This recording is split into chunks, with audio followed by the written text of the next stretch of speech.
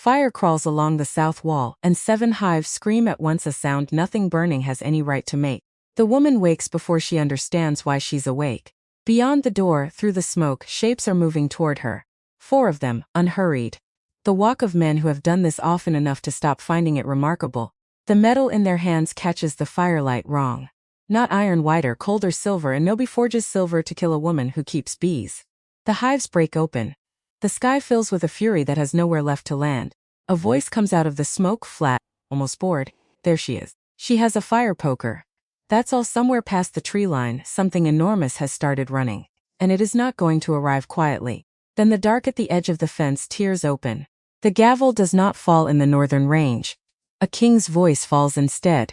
Draven Ashwood had learned this at Tintin, kneeling over a dying wolf who used to teach him how to hunt. He learned it again at 23, the night he tore out the throat of the rogue Alpha Skarn in front of 300 witnesses and felt nothing. No triumph, no relief. Just the wet weight of another man's blood cooling on his hands, and the crown settling onto his head like a second collar. 11 years now, 40 packs, 1 king, and a council chamber that smelled always of tallow smoke and old ambition. The grain tariffs, said Councillor Marrow, cannot wait until spring, sire. Draven did not look up from the map spread across the table. Rivers. Borders. Names of villages he had visited exactly once, years ago, before the visiting stopped mattering more than the ruling. They will wait, he said, until I say they don't. Marrow's mouth thinned. He was a careful man. Careful men were the most dangerous kind, because they never showed you the knife until it was already between your ribs. Draven had known this about him for years. Had watched him. Had let him keep his seat anyway, because a king without enemies in the room was a king who had stopped listening for footsteps behind him. Of course, sire, of course. Draven signed nothing that morning. He listened to reports of a border skirmish in the east, a dispute over hunting rights, a plague of foxes near the lower farms that was not in fact foxes but something the scouts refused to name aloud. He nodded. He gave orders in a voice that had long ago stopped needing volume to be obeyed. And when the council filed out, when the doors closed on the last of them, he sat alone in a hall built to hold 400 wolves and felt, as he felt most days, the silence of a man surrounded by people who needed things from him and none of whom needed him. Cassian found him there an hour later, still sitting, still staring at the map like it might rearrange itself into something worth looking at. You missed the midday reports. I read them. You read them at your desk. You're sitting in the throne room doing nothing, which for you, sire, counts as a symptom. Draven's mouth twitched. Almost a smile. Almost. Go home, Cassian. This is the only home you have. That's rather the problem, isn't it? Cassian had served 3 kings in his life, though he would only ever call one of them his. He'd watched Draven grow from a boy who flinched at his own father's temper into a man who never flinched at anything, which Cassian privately considered a worse condition than flinching. A wolf who does not flinch has usually just stopped feeling the blow. I'm going to walk the grounds, Draven said. You walked the grounds yesterday, I'll walk them again. Cassian said nothing. He had learned, over 11 years, exactly which silences were safe to fill and which ones were not. This one, he let sit. He watched his king rise, watched the shift already beginning at the edge of his jaw, the restlessness that had nothing to do with exercise and everything to do with the crown that fit like a noose most days. He did not yet know how far his king walked at night. The forest at the edge of the northern range did not care that a king ruled it. Trees did not bow, rivers did not curtsy. Draven had always liked that about the wilderness, the honesty of it. No one in the trees wanted anything from him except distance. He shed his clothes at the tree line the way he'd done 1,000 times, folding them with a precision that had nothing to do with tidiness and everything to do with control. Control was the only inheritance his father had left him worth keeping. Everything else, the crown, the throne, the 40 packs, those had come with strings attached. Control he'd built himself. The change took him the way it always did. Not painful, not anymore, though it had been. Now it was simply a falling bone folding into new bone, the world tilting lower and louder and sharper all at once, color draining into scent, scent flooding in where sight used to sit at the front of his mind. 4 legs, black fur.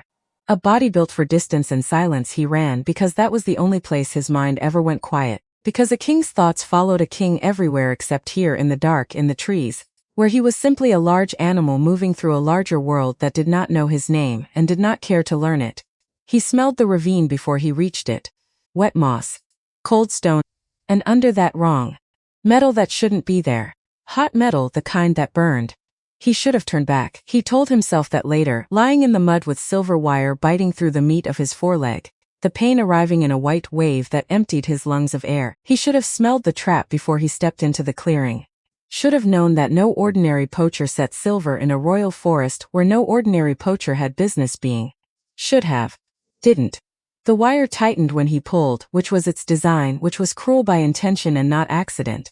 And Draven Alpha King, victor of the Skarn line, terror of the border wars, knelt in a ravine at midnight and understood, with a clarity that had nothing noble in it, that he might die here, alone, unrecognized, a wolf in a snare, indistinguishable from any other wolf in any other snare. A kingdom would wake tomorrow with no king and no explanation. He did not call for help. Kings did not call for help. He told himself this with the same stubborn authority. He told the council everything, and he believed it exactly as much as the council usually did, which was to say not entirely and not for long. Because footsteps were coming down the slope. Because the wind was carrying lavender and wood smoke into the clearing, cutting clean through the stink of scorched fur, and something in his chest, something older than the crown, older than 11 years of ruling, sat up and paid attention. Her name was Leora, and she had learned a long time ago that the forest did not owe her kindness, and so she had stopped expecting it. This did not stop her from walking into it at night when a hound went missing or a fox screamed too long in one place. It only meant she walked in with a bee smoker in one hand and no illusions in the other. The scream she'd heard tonight had not been a fox. She followed it down into the ravine with the careful, unhurried steps of a woman who had learned, the hard way, that panic got you hurt and slowness got you answer, and found, at the bottom, the largest wolf she had ever seen, black as spilled ink.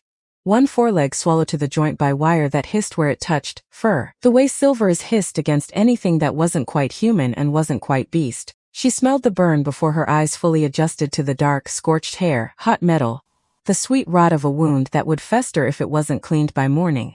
The wolf watched her come. He did not growl, which any sensible woman would have found strange, and Leora was not always sensible, but she was observant, and observant was usually better.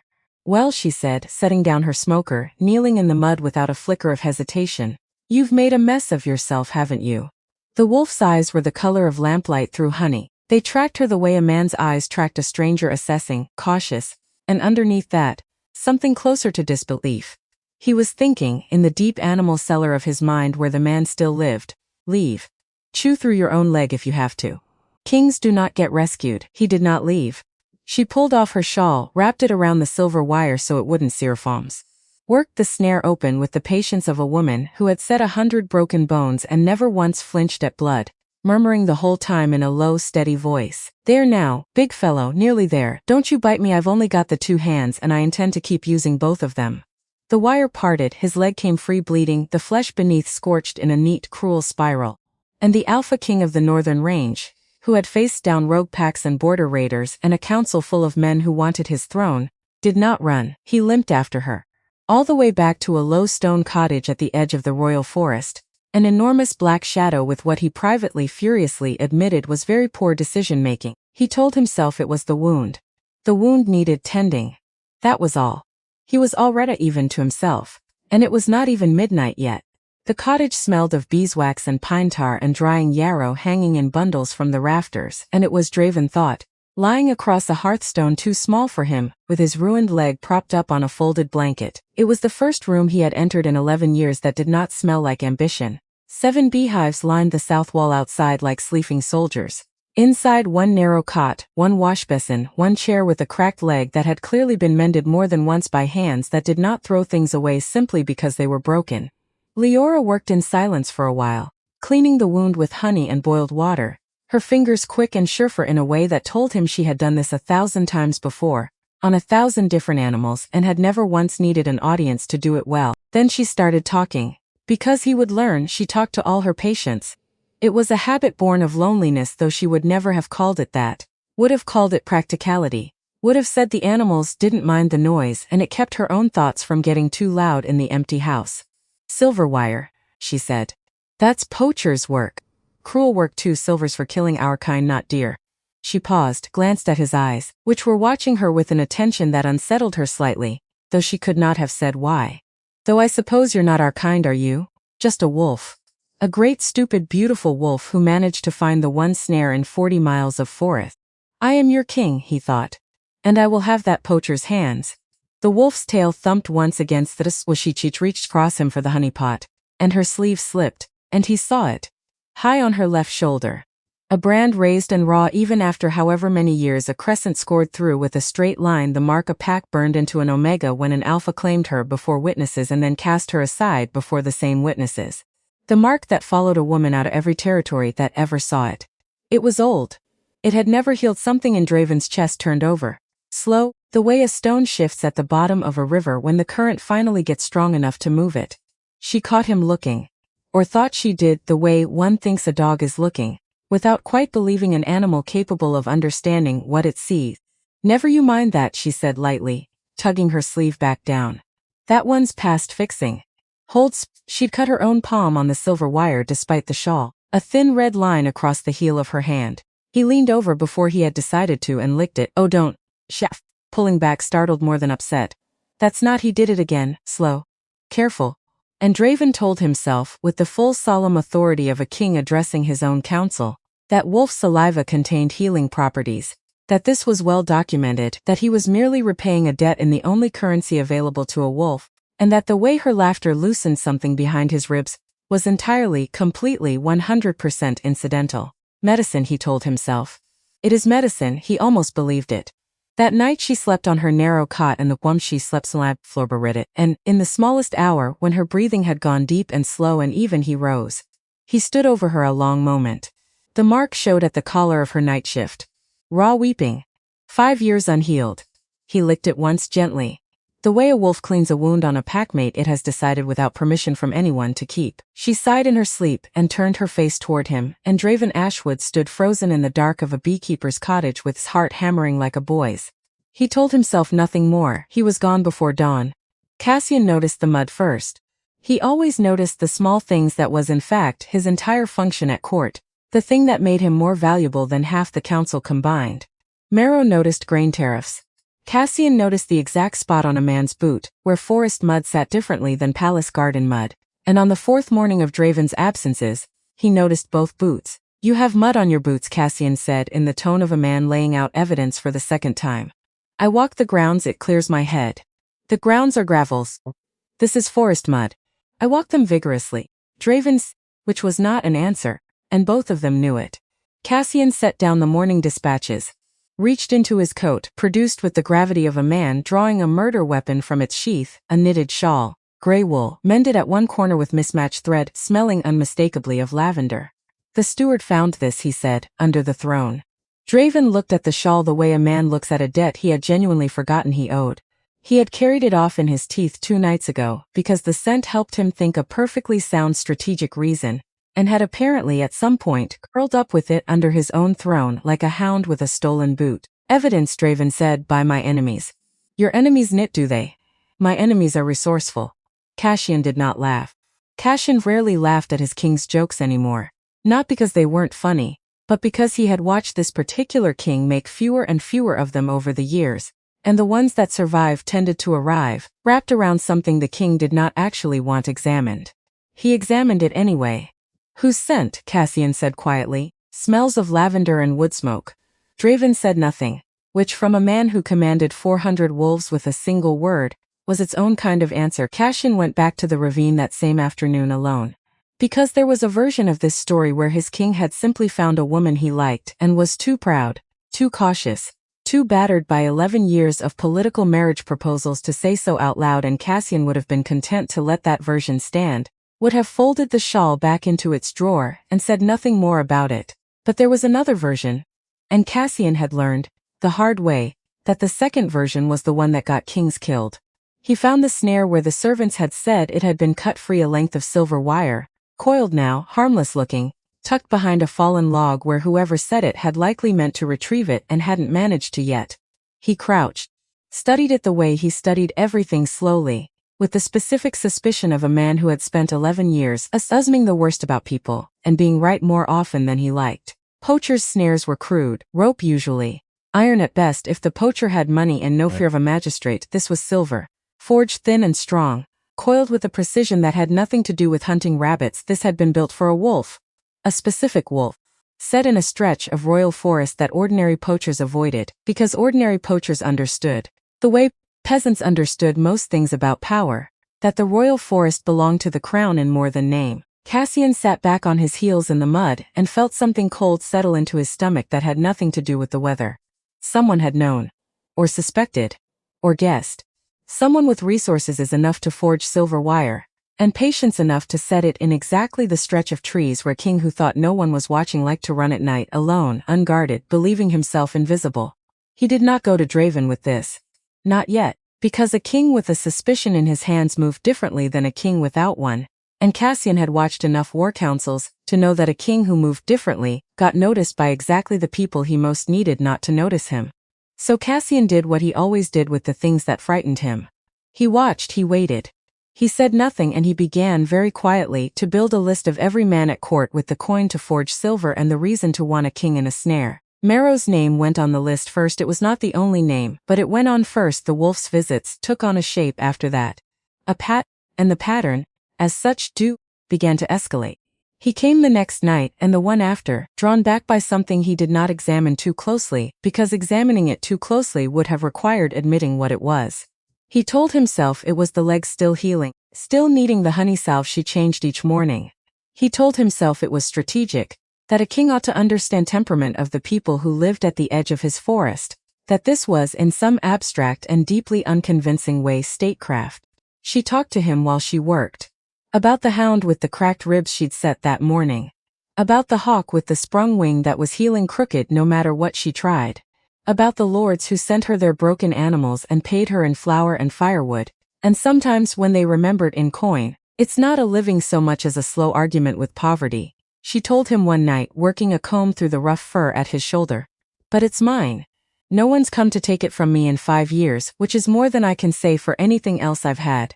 He said nothing, because he could say nothing, and there was a strange mercy in that. A man could not interrupt her with reassurances he didn't believe, could not offer solutions that would only remind her he was a king and she was not, could not do anything but listen, and let the silence between her words be its own kind of company. He liked that she didn't need him to be anything except present. He had not realized until that moment how rarely anyone required that of him. Presence, just presence with no krata attached to it. The mark on her shoulder came up again the second week. She caught him really looking this time, and this time she did not pull her sleeve down so quickly. You keep staring at it, she said. I don't mind, everyone stares. I stopped minding a long time ago, or I told myself I did, which mostly works if I don't think too hard about it. He tilted his head. A question in the only language available to him. His name was Aldrich, she said, quiet even. The practiced evenness of a woman who had said this before, to her sark, enough times to sand the edges off it. He claimed me at the autumn fires when I was 17. Stood me up in front of the whole pack the way you do, said the words, and I thought. She laughed short and without much humor in it. I thought, so this is my life beginning. She did not finish the story that night. Draven lay very still and felt something in his chest that he did not have a word for, because 11 years of ruling had trained most of his vocabulary toward strategy and none of it toward this slow, unbearable tenderness for a woman who had been thrown away once already, by someone who should have known better and had built, out of nothing, a life that did not need him to survive. He thought, I would find him. He thought, I would take his hands, the ones that let them hold you down. He thought, and this frightened him, more than the first two thoughts combined, I do not want to be another man who leaves. He was gone before dawn as always. He did not sleep that night. Once he'd shifted back within the palace walls, alone in a bed too large for one man and too cold for the size of it. The gifts started the 3rd week, because a king does not know how to court a woman without a crown attached to the gesture, and so his instincts when he tried came out sideways. He brought her a deer, an entire deer, laid across her doorstep like tribute, and listened from the tree line while she stood in the doorway in her night shift saying, to no one, to the dark, to him, what am I meant to do with all this, you enormous lunatic? I haven't a smokehouse. She ate it anyway, shared what she couldn't preserve with the houndkeeper down the road, who asked no questions because asking questions of a woman with a rejection brand was, in most territories, considered its own kind of cruelty. The next week he did worse. Raided the palace kitchens in the gray hour before dawn, carried a cloth bundle of honey cakes 11 miles in his teeth, and did not realize, until she'd already unwrapped them, delighted, turning one over in her hands, did not realize what he'd forgotten. Each cake was stamped with the royal seal. "These are the king's cake," she said slowly. He assumed an expression of profound innocence which on a wolf the size of a small horse was not remotely convincing. "These are stamped." He looked at the fire. "Did you steal these from the palace?" A pause. Her eyes narrowed, and something in her voice went sharp with disbelief dressed up as a joke because the alternative, the real answer, was too large to hold. "Did you rob the Alpha King?" The wolf yawned. "You're going to get us both hanged," she said, and ate one anyway. And then, after a pause just long enough to pretend she has decided already, a second one, and the wolf's tail swept the floor like a broom, and something loosened in his chest that had been clenched since he was 19 years old, and kneeling over a dying man who used to teach him how to hunt. He thought, "I have executed men for less than this crime, and I have never once felt this light doing it." He thought, "This cannot continue." He thought this the way he thought it every night now, worn smooth from being handled and put down again. A river stone of a thought turned over so many times it no longer had edges. By day, of course, she knew the king the way a field mouse knows a mountain. From a distance in outline, nothing close enough to touch. The royal kennels summoned her twice that autumn, a hound with a torn stifle, another with a fishhook lodged deep in its lip, and both times the Alpha King appeared in the kennel yard unannounced, arms crossed cold as January, ostensibly to inspect his hound. Everyone at court agreed the king was terrifying. Said perhaps 9 words per visit. What Leora noticed because she noticed animals and had begun, without quite admitting it to herself, to notice this myth in the same careful way was that his night words were always questions about her methods. That he stood downwind of her always. That once, when she'd lanced a hound's fishhook wound and spat blood into the straw without flinching, this glufulf frightening man had gone faintly pink at the ears and left the yard at a pace just short of fleeing. "The king's an odd one," she told the wolf that night, working a comb through his rough fur. "But he watches like he's made of ice. You'd know the look." She didn't look up. "You have it every time I open the honey pot." Through eyes she did not recognize, Draven thought, "This cannot continue." He thought it the way he thought everything now. He did not stop. Cassian's list had 11 names on it by the 3rd week, and Merrow's was still at the top. He had not confronted anyone. Confrontation without proof was a way of teaching your enemies exactly what you suspected and precisely how much time they had left to cover their tracks. So Cassian did what careful men do. He watched who purchased silver in quantities too large for jewelry and too small for coin. He watched quietly, patiently, the way a man watches a slow-moving storm he cannot yet prove is coming for his house specifically. He found the ledger entry on a gray afternoon, in the account books of a smith 2 villages east, a purchase of raw silver wire, paid for in coin that traced back through 2 intermediaries and 1 deliberately vague receipt, to funds drawn from Councillor Merrow's private household. Not conclusive, Merrow could claim jewelry. Could claim a dozen innocent uses for silver that had nothing to do with a snare built to catch a king, who thought he was running unseen through his own forest. But Cassian had not survived 3 kings and 11 years at this one side by waiting for conclusive. He folded the ledger page into his coat and walked back toward the palace in the thin autumn light, turning over, again and again, the question that mattered more than any other: did Merrow know what he was hunting?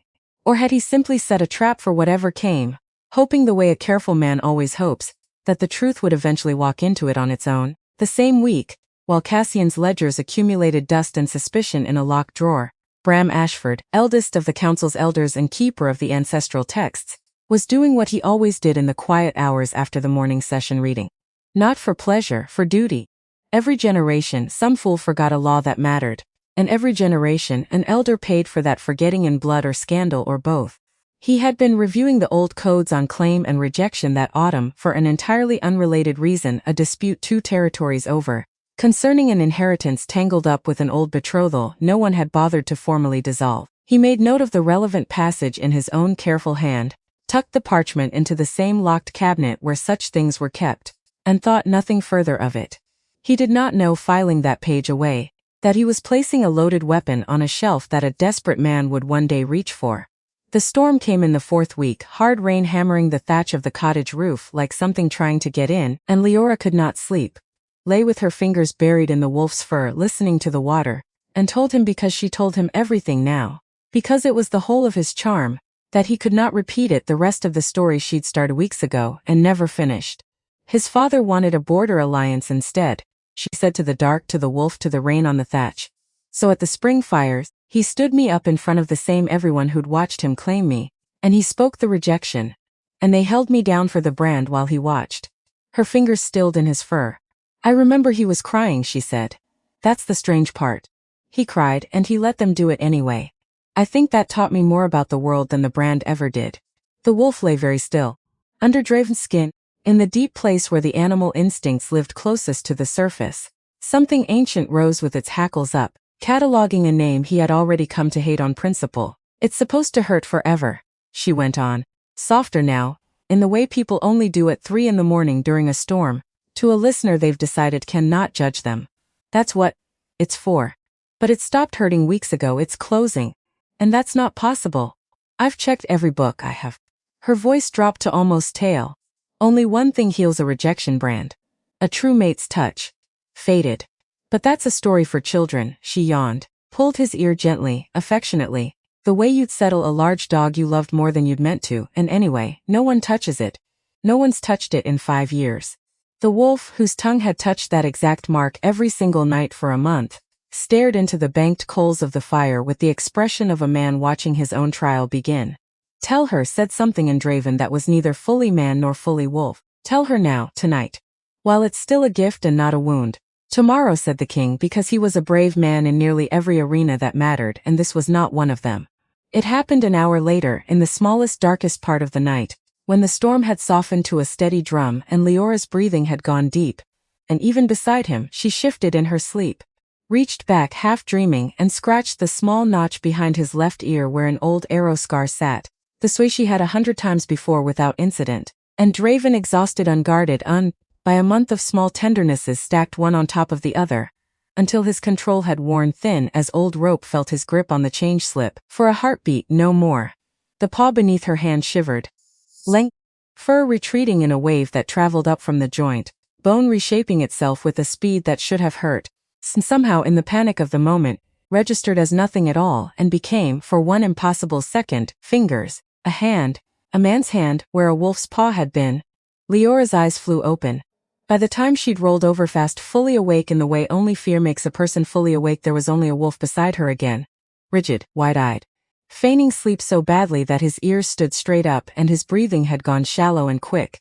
Nothing at all like the deep, even rhythm of an animal actually asleep. She stared at him a long moment in the banked firelight, unmoving, the rain still drumming overhead, her own heart loud enough in her ears that she could hear it over the storm. Huh, she said finally, very quietly. The wolf did not breathe. I could have sworn she looked at her own hand, turned it over as if the answer might be written there in the lines of her palm, in the memory of what her fingers had just felt beneath them. I need to sleep more, she said. But she did not close her eyes again for a long time. And this was the thing Draven did not know yet. Lying rigid and silent beside her, with his heart slamming against his ribs like something trying to break out, did not know. Because he was too frightened in that moment to notice anything beyond his own panic.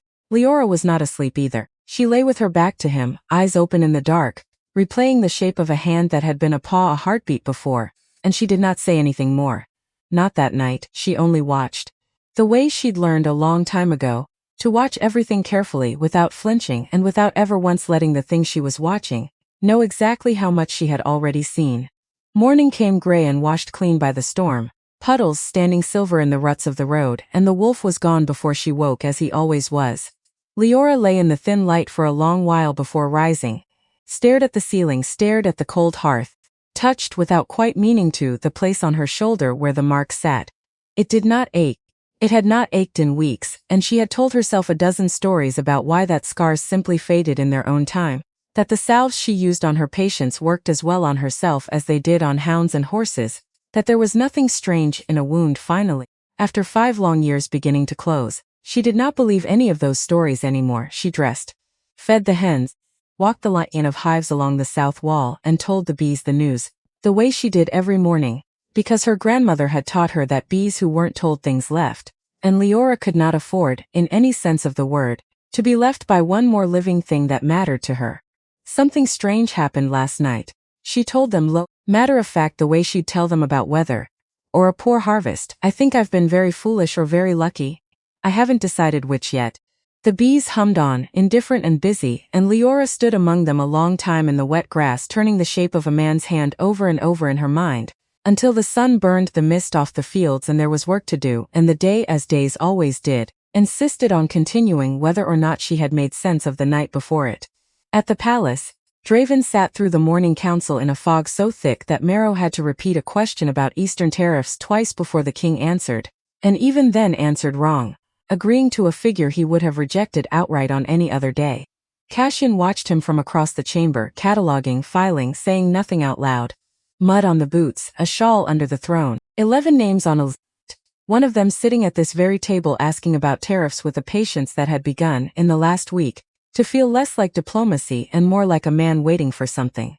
And now this a king so distracted he could not track a conversation about grain. Cassian did not yet know about that the storm, or the hand that had briefly been a paw, or the way his king's control had slipped for exactly one heartbeat in the smallest hour of the night. He knew only that something had shifted, in the last 4 weeks, in a man he had watched hold himself steady through war, through grief, through 11 years of a crown that fit like a punishment. Something had cracked the ice. Cassian did not know yet whether that was the best thing that had happened to his king in a decade, or the beginning of the worst. He suspected, being a careful man, that it might be both. He folded the ledger page deeper into his coat, watched Marrow's calm, patient face across the table and thought, not for the first time, we are all of us walking towards something none of us can see the shape of yet. Outside the council chamber windows, the storm had cleared entirely, and the forest beyond the palace walls stood green and dripping and silent, holding, the way forests do, that everything it had witnessed and everything it had not yet decided to give up. There was a night that autumn, before the storm, before Aldrich's carriage ever reached the northern gate, when Draven sat alone in the council chamber long after every candle but one had guttered out, and let himself, for the first time in 11 years, ask a question he had never once permitted himself to finish. What would it cost? Not the crown. He had already priced the crown years ago, the night he killed Skarn, and understood that a throne bought with blood came with an invoice that never stopped arriving. He knew that cost. He had been paying it in small installments, every day since. What would it cost to simply want something? Plainly. Without a strategy wrapped around it. Without 11 counselors weighing in on whether the wanting served the kingdom. He thought of his father, who had ruled before him, and who had never once, in Draven's memory, wanted anything out loud, who had married for alliance and buried a wife he'd never once called beloved, and had raised a son who flinched at his temper because flinching was safer than hoping his father might someday want something softer than power. Draven had promised himself, kneeling over that dying wolf at 19, that he would not become that. And then he had become that, one careful year at a time, because becoming it was easier than the alternative, and a king who wanted nothing could not be taken from. He thought of her laugh over stolen honey cakes. He thought of the mark on her shoulder, closing itself one patient night at a time, whether or not either of them had given it permission to. He did not have an answer to his own question that night. He only knew, sitting alone in a chamber built for 400 and occupied by exactly one exhausted king, that the question itself had already changed something in him that could not easily be changed back. Cassian found him there past midnight, the way he so often did, and did not ask what kept a king awake in an empty hall. He had learned over 11 years that some questions answered themselves eventually, if you were patient enough to wait for the asking to finish. You should sleep, sire, I know. That's not the same as smiled. Almost. No. He agreed. It rarely is. The days after the storm moved differently than the days before it. Leora noticed this first, noticed it the way she noticed a limp in a horse, before the horse itself seemed to know something was wrong. Small hesitations. A held breath where there hadn't been one. The wolf still came at dusk, still lay across her hearthstone like a fallen tree, but there was a new carefulness in him now. A distance dressed up as closeness because he knew she'd seen. Because she knew he knew. And neither of them said a word about it, which was its own kind of conversation, louder than any words could have been. She tested him without deciding to test him. That was the strange part. She hadn't sat down one morning and thought, today I will find out what you are. It happened in pieces, the way most true things happen. A comb dragged slower than necessary through his fur, so she could watch his eyes. A story told with a detail changed halfway through just to see if he reacted to the wrong version or the right one. A question asked out loud to an empty room, phrased so that only a man could answer it, and met every time by careful, deliberate silence. He was good at silence, she had to give him that. But he was not as good as he thought he was. The Alpha King's steward came by the kennels yesterday, she told him one evening, working oil into a saddle strap that didn't need it, 'Cause her hands needed something to do that wasn't looking at him directly. Cassian. Sharp fellow. Watches everything. He asked me an odd question. The wolf's ears came up, just slightly. He asked if I'd seen anything unusual in the forest at night.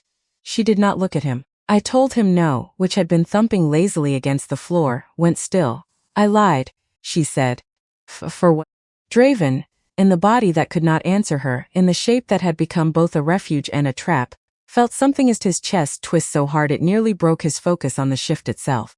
Nearly sent him tumbling back into himself right there on her hearthstone. Months of careful control undone by 4 sentences and the stillness of her voice when she said them. He thought she knows. He thought she has known for days and she is choosing every single evening to let me lie to her by omission, he thought. And this was the one that actually hurt. Why? She could have told him why if he'd asked in a language she understood. She could have said, because the moment I say it out loud, it becomes real, and once it's real, one of 2 things happens. Either you run, because kings do not stay with women who catch them in the act of being ordinary, or you don't run, and then I have to decide what it means that the Alpha King of the Northern Range has spent a month lying on my floor letting me talk to him like he's a dog, and I do not know which of those 2 futures frightens me more. She could have said that, she didn't. Instead she scratched behind his ear the notch, the exact spot that had undone his control once already, and watched, with something that was not quite cruelty and not quite mercy, to see if he would let it happen again. He held. Barely, but he held, and she thought, watching the effort it cost him, watching the tremor run down through his shoulder and stop just short of becoming a hand. Good. Hold. Because I am not ready either. Aldrich Thornvale arrived at the Northern Range on the first cold morning of the 7th week, and the entire court felt the change in air pressure before anyone announced his name.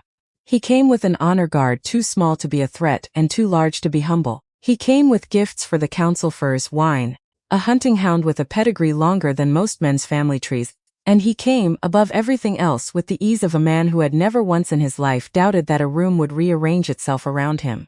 Draven met him in the receiving hall with the crown on his head and 11 years of practiced stillness holding his face together. Alpha King, Aldrich bowed. Correct, precise. The bow of a man who understood exactly how deep respect required and gave not 1 degree more. Thornvale sends its regards and its hope for renewed friendship along the eastern border. Friendship, Draven said, is an interesting word for a man who has spent 3 years ignoring my letters. Something flickered across Aldrich's face. Gone before it could be named. Circumstances change, sire, they do. Cassian, standing 3 paces behind the throne, watched this exchange the way he watched everything, cataloging, filing, saying nothing. He did not yet know why the name Thornvale sat in his stomach, like a stone he'd swallowed wrong. He would know soon enough. He would wish later that he hadn't. Because here was the thing Cassian had not told his king. Not yet. The ledger page was still folded in his coat, silver purchased with coin traced back to Marrow's household, and Cassian had spent the last 2 weeks turning it over and over, looking for the shape of a conspiracy he could not yet prove. And now Aldrich Thornvale had arrived. Uninvited, unannounced, until 3 days before his carriage rolled through the gates, at precisely the moment the court's attention had shifted, however quietly, toward whatever had been softening the ice around their king. Coincidence, Cassian told himself. Except he did not believe in coincidence, not after 11 years. Not after watching careful men build slow, patient traps out of nothing more than time and access, and the assumption that no one was paying close enough attention to notice the pieces moving. He began that same night a second list. Everyone who had spoken to Aldrich Thornvale's household in the last 3 months, it was Cassian would think later. The correct instinct arriving exactly 1 week too slow.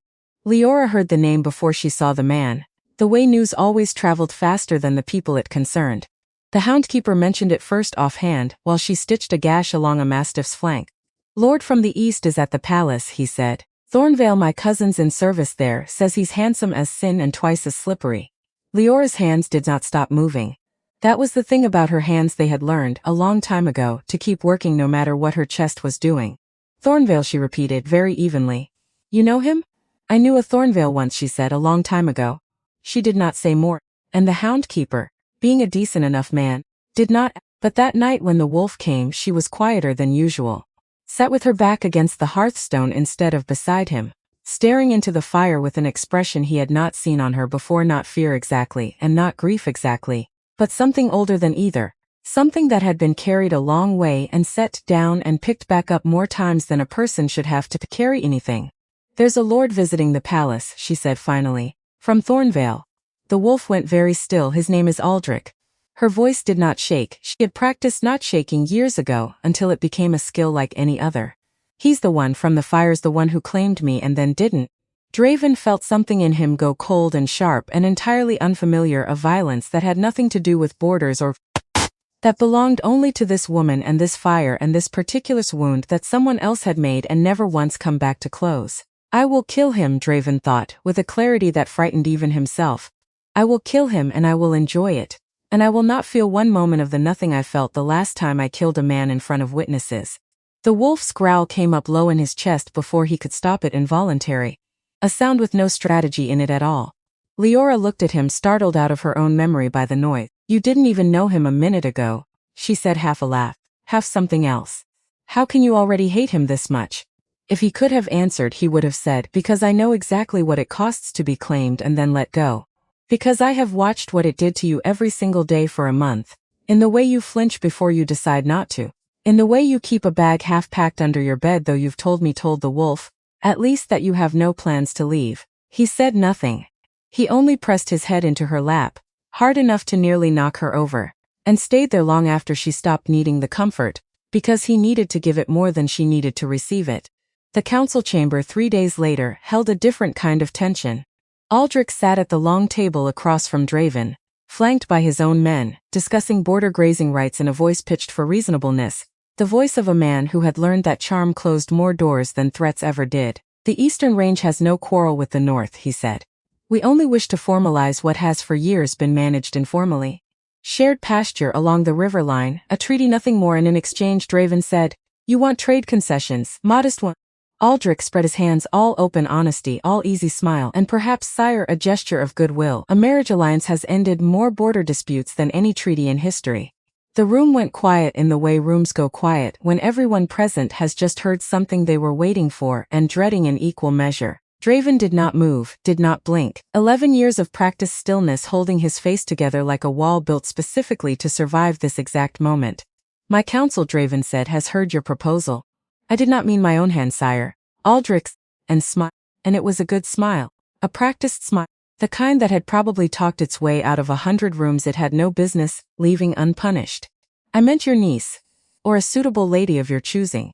I merely raised the possibility, noted, Draven said. Which was not agreement. Which was also not refusal, which was, in the language of kings, exactly the kind of answer that bought time without spending anything.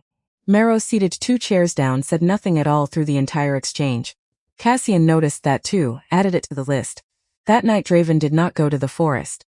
He sat instead in his own chambers, in his own body, staring at a fire that gave off heat but no comfort, turning over the words, a suitable lady of your choosing, until they'd worn a groove in his thoughts deep enough to bleed. Because he knew, with the dread of a man who had spent 11 years learning exactly how the game was played, that Aldrich had not raised the marriage alliance carelessly. Men like Aldrich did not raise anything carelessly. It had been a probe. A test thrown out into open council to see how the king's face moved when it landed. And Draven's face had not moved at all, which meant, to anyone watching closely enough, that the king had something to hide that mattered more to him than a border treaty. Cassian had been watching closely enough, so Draven suspected, had Marrow. He sat with that thought until the fire burned down to coals, and somewhere past midnight, without deciding to, without giving himself permission, he found himself standing at the tree line anyway, clothes folded with their usual precision, the change already beginning at the edge of his jaw before his mind had caught up to his body's decision. Because some things a man does not choose. Because some pulls are stronger than caution.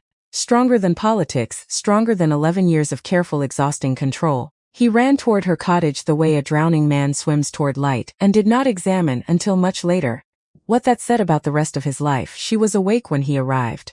Sitting on the step outside her door in the cold, a shawl, a different one, not the one under his throne, wrapped around her shoulders, staring up at a sky full of more stars than the palace courtyard ever showed. Because palace torches burned too bright and too many to let the real dark through. She did not startle when he came out of the tree line. I wondered if you'd come, she said, after today. The wolf lay down beside her on the cold step, head resting against her knee, and she buried her fingers in his fur the way she always did, except tut-tight her hand was not quite steady. And he felt it, and hated, more than he had hated anything in 11 years, that he could not simply tell her the truth and end this. He wants a marriage alliance, she said. Did you know that, Aldrich? He wants the king's niece or, and I'm quoting the rumor exactly as it reached me by supper, a suitable lady of the king's choosing. She laughed, it did not sound like laughter. Funny thing about being thrown away once, she said. You develop quite a good ear for hearing yourself get thrown away again. Even secondhand. Even about someone else entirely. The wolf pressed closer, it was the only answer he had. I'm not jealous, she said too quickly. The way people say things they have decided are true rather than things they have discovered to be true. I've no claim on any king, I barely know the man. I know a wolf who steals cakes and licks my hand and disappears before dawn, and that's a different thing entirely. Is it, Draven thought? Is it really? But it made me think, she went on, quieter now, about how easy it is for men like that to just decide what a woman's worth is. Announce it in a room full of people who'll nod along no matter lord, and she stopped. Started again, because he's a lord. The stars did not answer her. The wolf could not. But he stayed until nearly dawn that night, longer than he ever had before, pressed against her side on the cold donsps until the sky began to gray at the edges, and when he finally rose to leave, she caught the fur at his shoulder, just for a moment, just long enough to say, whatever you are, whoever you are. Her voice did not shake, though it cost her something to keep it steady. Don't be another one who decides things about me in a room I'm not in. He did not know, walking back through the trees with the sun coming up cold and orange behind him, whether that had been a warning or a plea. He suspected it had been both. Cassian's second list grew a name on it 3 days later, and the name made his stomach drop the way a floor drops when a step you expected simply isn't there. A tavern keeper near the eastern gate questioned casually over ale Cassian paid for and drank very little of, mentioned offhand, unprompted, the way the best information always arrived, that 2 of Lord Thornvale's household guard had met privately with a man from Councillor Marrow's staff. Twice. In a private room. Not the kind of meeting lords arranged when the topic was grazing rights. Cassian sat with his ale going warm in front of him and felt the shape of something enormous begin to resolve out of fog he'd been squinting at for weeks. Marrow bought the silver. Marrow's man met with Thornvale's men. Thornvale arrived, uninvited, at precisely the moment the court's attention had begun toward a king who had started disappearing at night. It was not proof, not yet. Careful men left no single thread you could pull and unravel the whole coat. But Cassian had spent 11 years to see the shape of a goblin garmented from 3 loose threads, and the shape he was seeing now had teeth in it. He did not go to Draven that night either. Because he needed one more thread. Because a king confronted with suspicion and no proof was a king who might act rashly. And Cassian had watched enough war councils to know that rash action from a cornered wolf, even a very powerful one, tended to end with someone dead who did not need to be, so he waited. He would regret the waiting later. More than almost anything else in his long service to the crown. Labor started the way most good things start, accidentally, and out of necessity, and without either of them naming it as courtship, because naming it would have made it something that could be refused. Her roof had been failing for 2 seasons. A slow leak above the hearth that she'd patched with wax and prayer, and not enough of either. And one evening, arriving to find her balanced on a stool with a bucket of tar and her sleeves rolled to the elbow, the wolf simply stayed, watched her work. And when she stepped back, frustrated, wiping her forehead with a wrist that only smeared tar further into her hair, he rose onto his hind legs against the cottage wall and with great effort and greater indignity, managed to nose a fallen shingle back into rough alignment. She stared at him.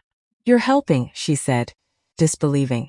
You understand what a roof is.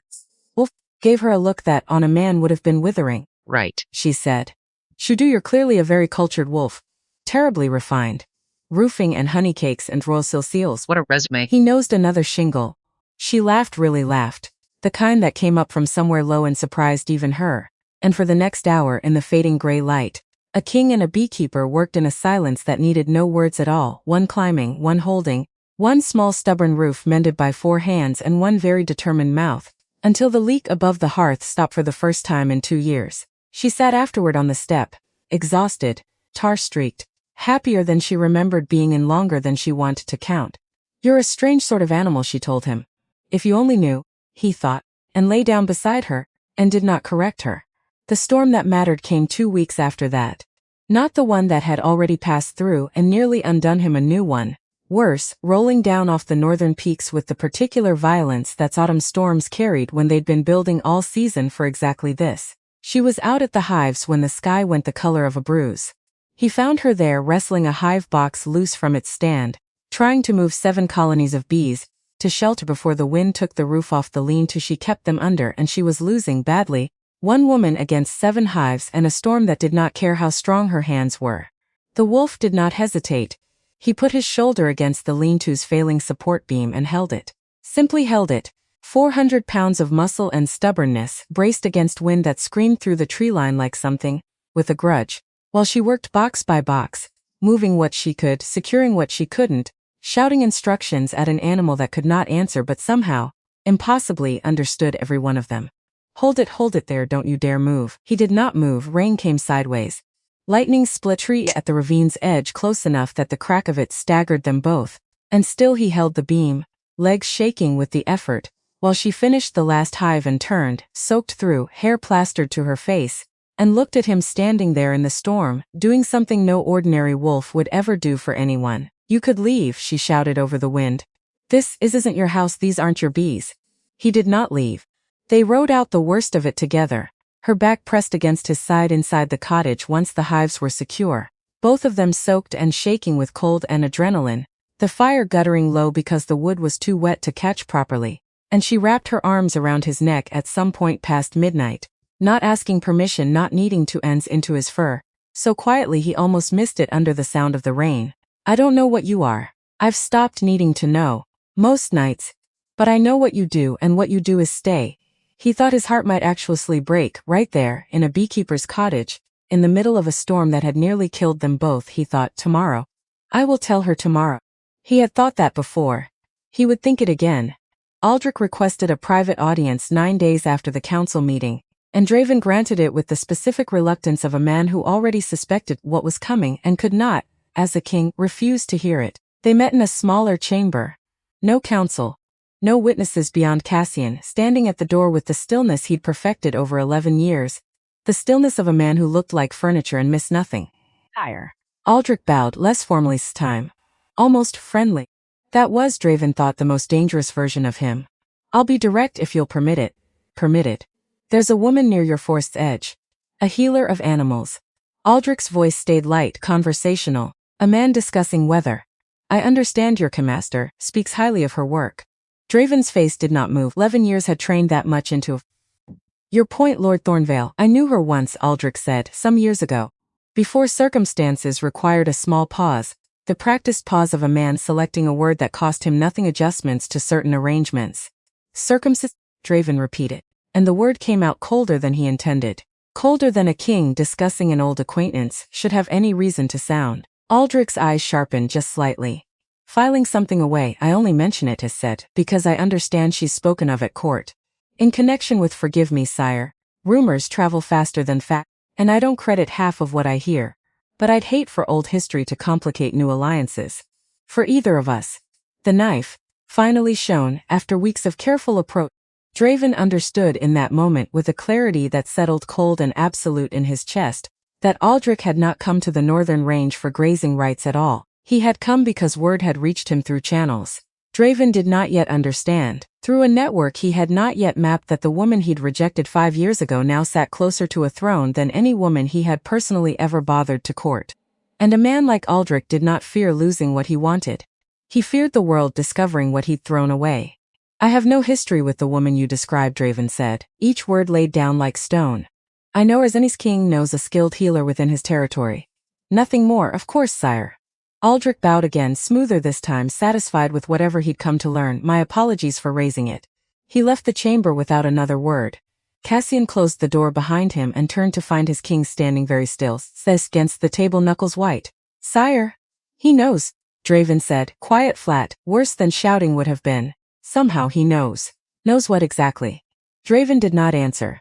Cassian, watching him, felt the last piece of his second list click into place with a certainty that turned his blood to ice water. Because if Aldrich Thornvale had come north specifically to probe a rumor about a woman near the royal forest, a rumor that could only have reached him through someone's inside the palace, someone with access to household staff, Someone patient enough to have been listening for weeks. Then the meetings between Thornvale's men and Marrow's man were not about grain tariffs at all. They were about this, whatever this was. And Cass, standing in that quiet chamber with his king's hands white-knuckled on the table, understood with sudden, sick clarity that he had waited too long already. And that whatever was coming, it was coming faster now than his careful, patient watching had accounted for. He went to Draven that same night finally. Laid the ledger page on the table between them. Laid out the tavern keeper's information. Laid out 11 names narrowed down to 2 that mattered. And watched his king's face go through every stage of fury a man could survive, without breaking something in the room. Marrow, Draven said when Cassian finished. His voice had gone very quiet, which was Cassian had learned over 11 years, far more frightening than volume Evers was. Marrow Salifso, sire, I cannot yet prove intent. He may have said it for any wolf. He may not have known he knew. Draven's hand closed into a fist on the table, hard enough that the wood groaned. No ordinary poacher sets silver in the royal forest, Cassian. You said so yourself.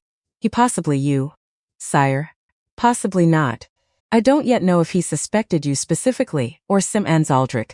Draven's eyes had gone the pale gold they went when the wolf sat very close to the sus of the man. Aldrich came here because someone told him there was a woman worth watching. Someone with access to my household. Someone who could see how many nights I disappeared and draw the obvious conclusion. Cassian said nothing. There was nothing to say that would soften what was already unmistakably true. They're working together, Draven said. Marrow and Thornvale. I don't yet know toward what end. But they're working together and she is standing directly in whatever path they're building. Sire. Cassian's voice when it came carried a weight Draven had rarely heard in it.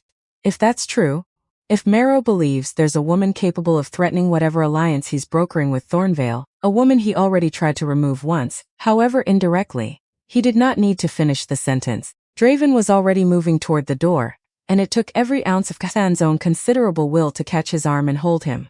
Not tonight, Cassian said. Storming out of this palace in the middle of the night, half out of your mind with fear, tells every watching eye exactly what you're trying to protect. You'll draw them straight to her faster than anything else you could do. She is in danger, Cassian. She is safer tonight than she will be the moment you make it obvious to 2 of the most dangerous men in this kingdom exactly how much she matters to you. Cassian held his king's eyes, steady, unflinching, the way only a man who had earned that right through 11 years of loyalty could manage. Let Mia set on her cottage. Quietly. Men who won't be seen won't be traced back to the crown. Give me 2 days to learn more before you do something that cannot be undone. Draven stood in the doorway, chest heaving, every instinct in him screaming to run into the dark and put himself between her and a threat he could not yet name or locate. 2 days, he told himself. 2 days, and then I tell her everything. And I bring her inside these walls where I can actually protect her. Crown be damned, rumor be damned, every careful lie I have told her be damned. He did not know standing there that 2 days would not be enough. He would learn that the hard way, he always did. The watch went up quietly the next morning too. Of Cassian's most trusted men, positioned at a distance unseen, watching the tree line around Leora's cottage, with the patience of soldiers who had learned that the worst threats rarely announced themselves. Leora noticed nothing different, fed her hens, walked her hives. Told the bees that morning about a strange dream she'd had, a wolf standing up on 2 legs in a storm, holding a beam steady with human hands, and laughed at herself for it. Because dreams were dreams, and she had learned a long time ago not to build hope out of things that vanished with the morning light. She did not know that somewhere in the trees, 2 men watched over her with orders to raise the alarm at the first sign of trouble. She did not know that 4 miles away, in a private chamber with the door locked, a king paced back and forth like something caged, rehearsing over and over the words he would finally say to her. She did not know that in another chamber, in another wing of the same palace, Counselor Marrow sat with a letter freshly sealed, addressed to a contact whose name appeared nowhere in any ledger Cassian had yet found, instructing him that the situation at the forest's edge required his exact word, chosen with the same careful precision he chose everything: resolution. Before the full moon council. Before the king could do anything foolish enough to make the problem impossible to remove quietly. She only knew, standing among her hives in the thin morning light, that something in the air had changed these past weeks. Something she could not name. A held breath, the whole world seemed to be holding, waiting to see which way it would break. She did not know it would break within days. She would not have believed, if someone had told her, how close it would come to breaking everything. Draven went to her that night anyway. Could not stay away, not after everything Cassian had told him, not with 2 days feeling like 2 centuries stretched out in front of him, while she sat unknowing and unguarded except for men in the trees she'd never see. He came as the wolf, because the wolf was still the only shape he trusted himself to arrive in, without breaking down entirely in front of her. She was waiting on the step again. He was beginning to understand, often waiting for him now in a way that made something in his chest test this, with a tenderness he had no defense against. "You're early," she said. "It's barely dark." He lay down beside her without his usual settling in, without the long slow exhale that meant he intended to stay a while.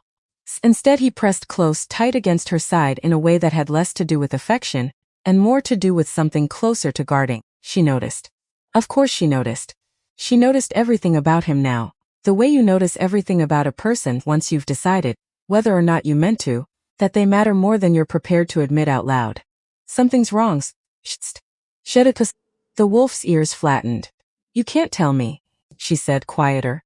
"Whatever it is, you still can't tell me." He pressed his head against her chest, hard, the closest thing to an apology he had. She sat with that a long moment, staring out at the dark tree line, at the shapes of trees she could not know hid 2 of the king's own guard watching her, waiting for a danger none of them could yet see coming.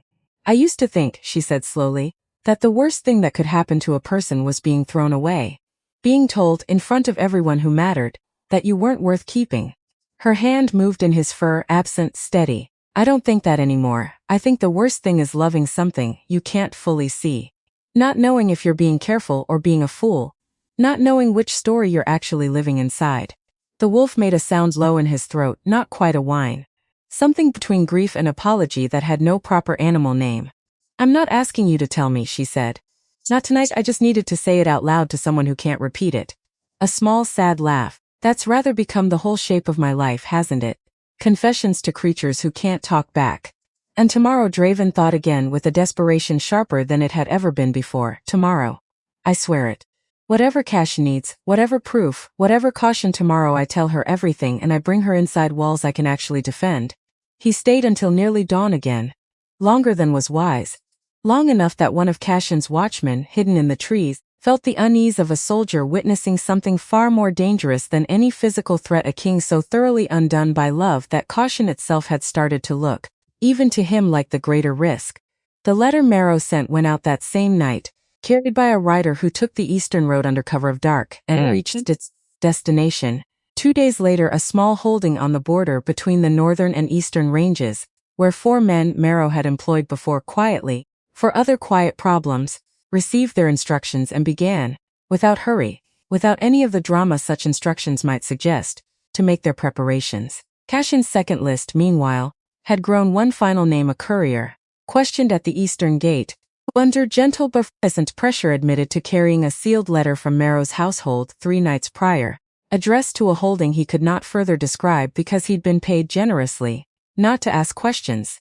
Cassian read the courier's description of the seal, a specific wax, a specific pattern pressed into it, one he recognized immediately from a dozen official documents he'd handled over the years, and felt the floor of his careful, patient investigation finally completely drop away beneath him. He ran for the palace. He did not walk. Cassian, who had spent 11 years perfecting the art of measured, unhurried movement in front of a court that read panic as weakness, ran through the palace corridors like a man half his age, because the shape of the conspiracy he had been assembling thread by careful thread for weeks had just, in the space of one courier's frightened confession, resolved into something with a timeline attached to it. Marrow had not been building toward some slow, distant resolution. He had already sent for the men who would carry it out. And Cassian, sprinting toward his king's chambers with his lungs burning and his hands shaking, understood with total sick clarity that 2 days had never been enough. That he had asked his king for patience against an enemy who had already stopped waiting. That somewhere right now in the dark, men were moving toward a cottage at the edge of the royal forest, and the only thing standing between them and a woman who had spent 5 years rebuilding a life out of nothing was a watch of 2 soldiers who had never been told exactly how dangerous the threat they guarded against actually was. He burst into the king's chamber without knocking, and Draven already half turned toward the window, already moving on some instinct neither of them had named, yet read the answer on Cassian's face before a single word left his mouth. "How long?" Draven said, already reaching for the door. I don't know, Cassian said, and for the first time in 11 years of careful, measured service, his voice broke on the words, Sire, I don't know. The bees smelled the smoke before Leora did. She woke to a sound she would spend the rest of her life trying not to remember, precisely the low-rising hum of 7 hives, going from their nighttime quiet into something closer to alarm, a sound like the air itself deciding to scream. She was out of bed and at the window before her mind had caught up to her body, and what she saw there, orange light licking up along the south wall, where her hives stood in their neat, sleeping row, stopped her heart so completely that for one full second she could not make herself move at all. Fires. Someone had set fire to her hives, and beyond the flames, indistinct in the smoke and the dark, she saw shapes moving toward her door that were not shaped like anything she recognized as friendly. She grabbed the only weapon within reach, the long, thin blade she used to cut wax from the combs, useless against anything but insects and honey, and stepped out into a night that had, in the space of one terrified breath, become something else entirely. Smoke burned her eyes. Her bees, driven from their burning homes, filled the air in a furious, disoriented cloud, and somewhere in the chaos of smoke and fire and wings a man's voice called out, low and businesslike, the voice of someone who did this often enough to have stopped finding it remarkable. There she is. 4 of them.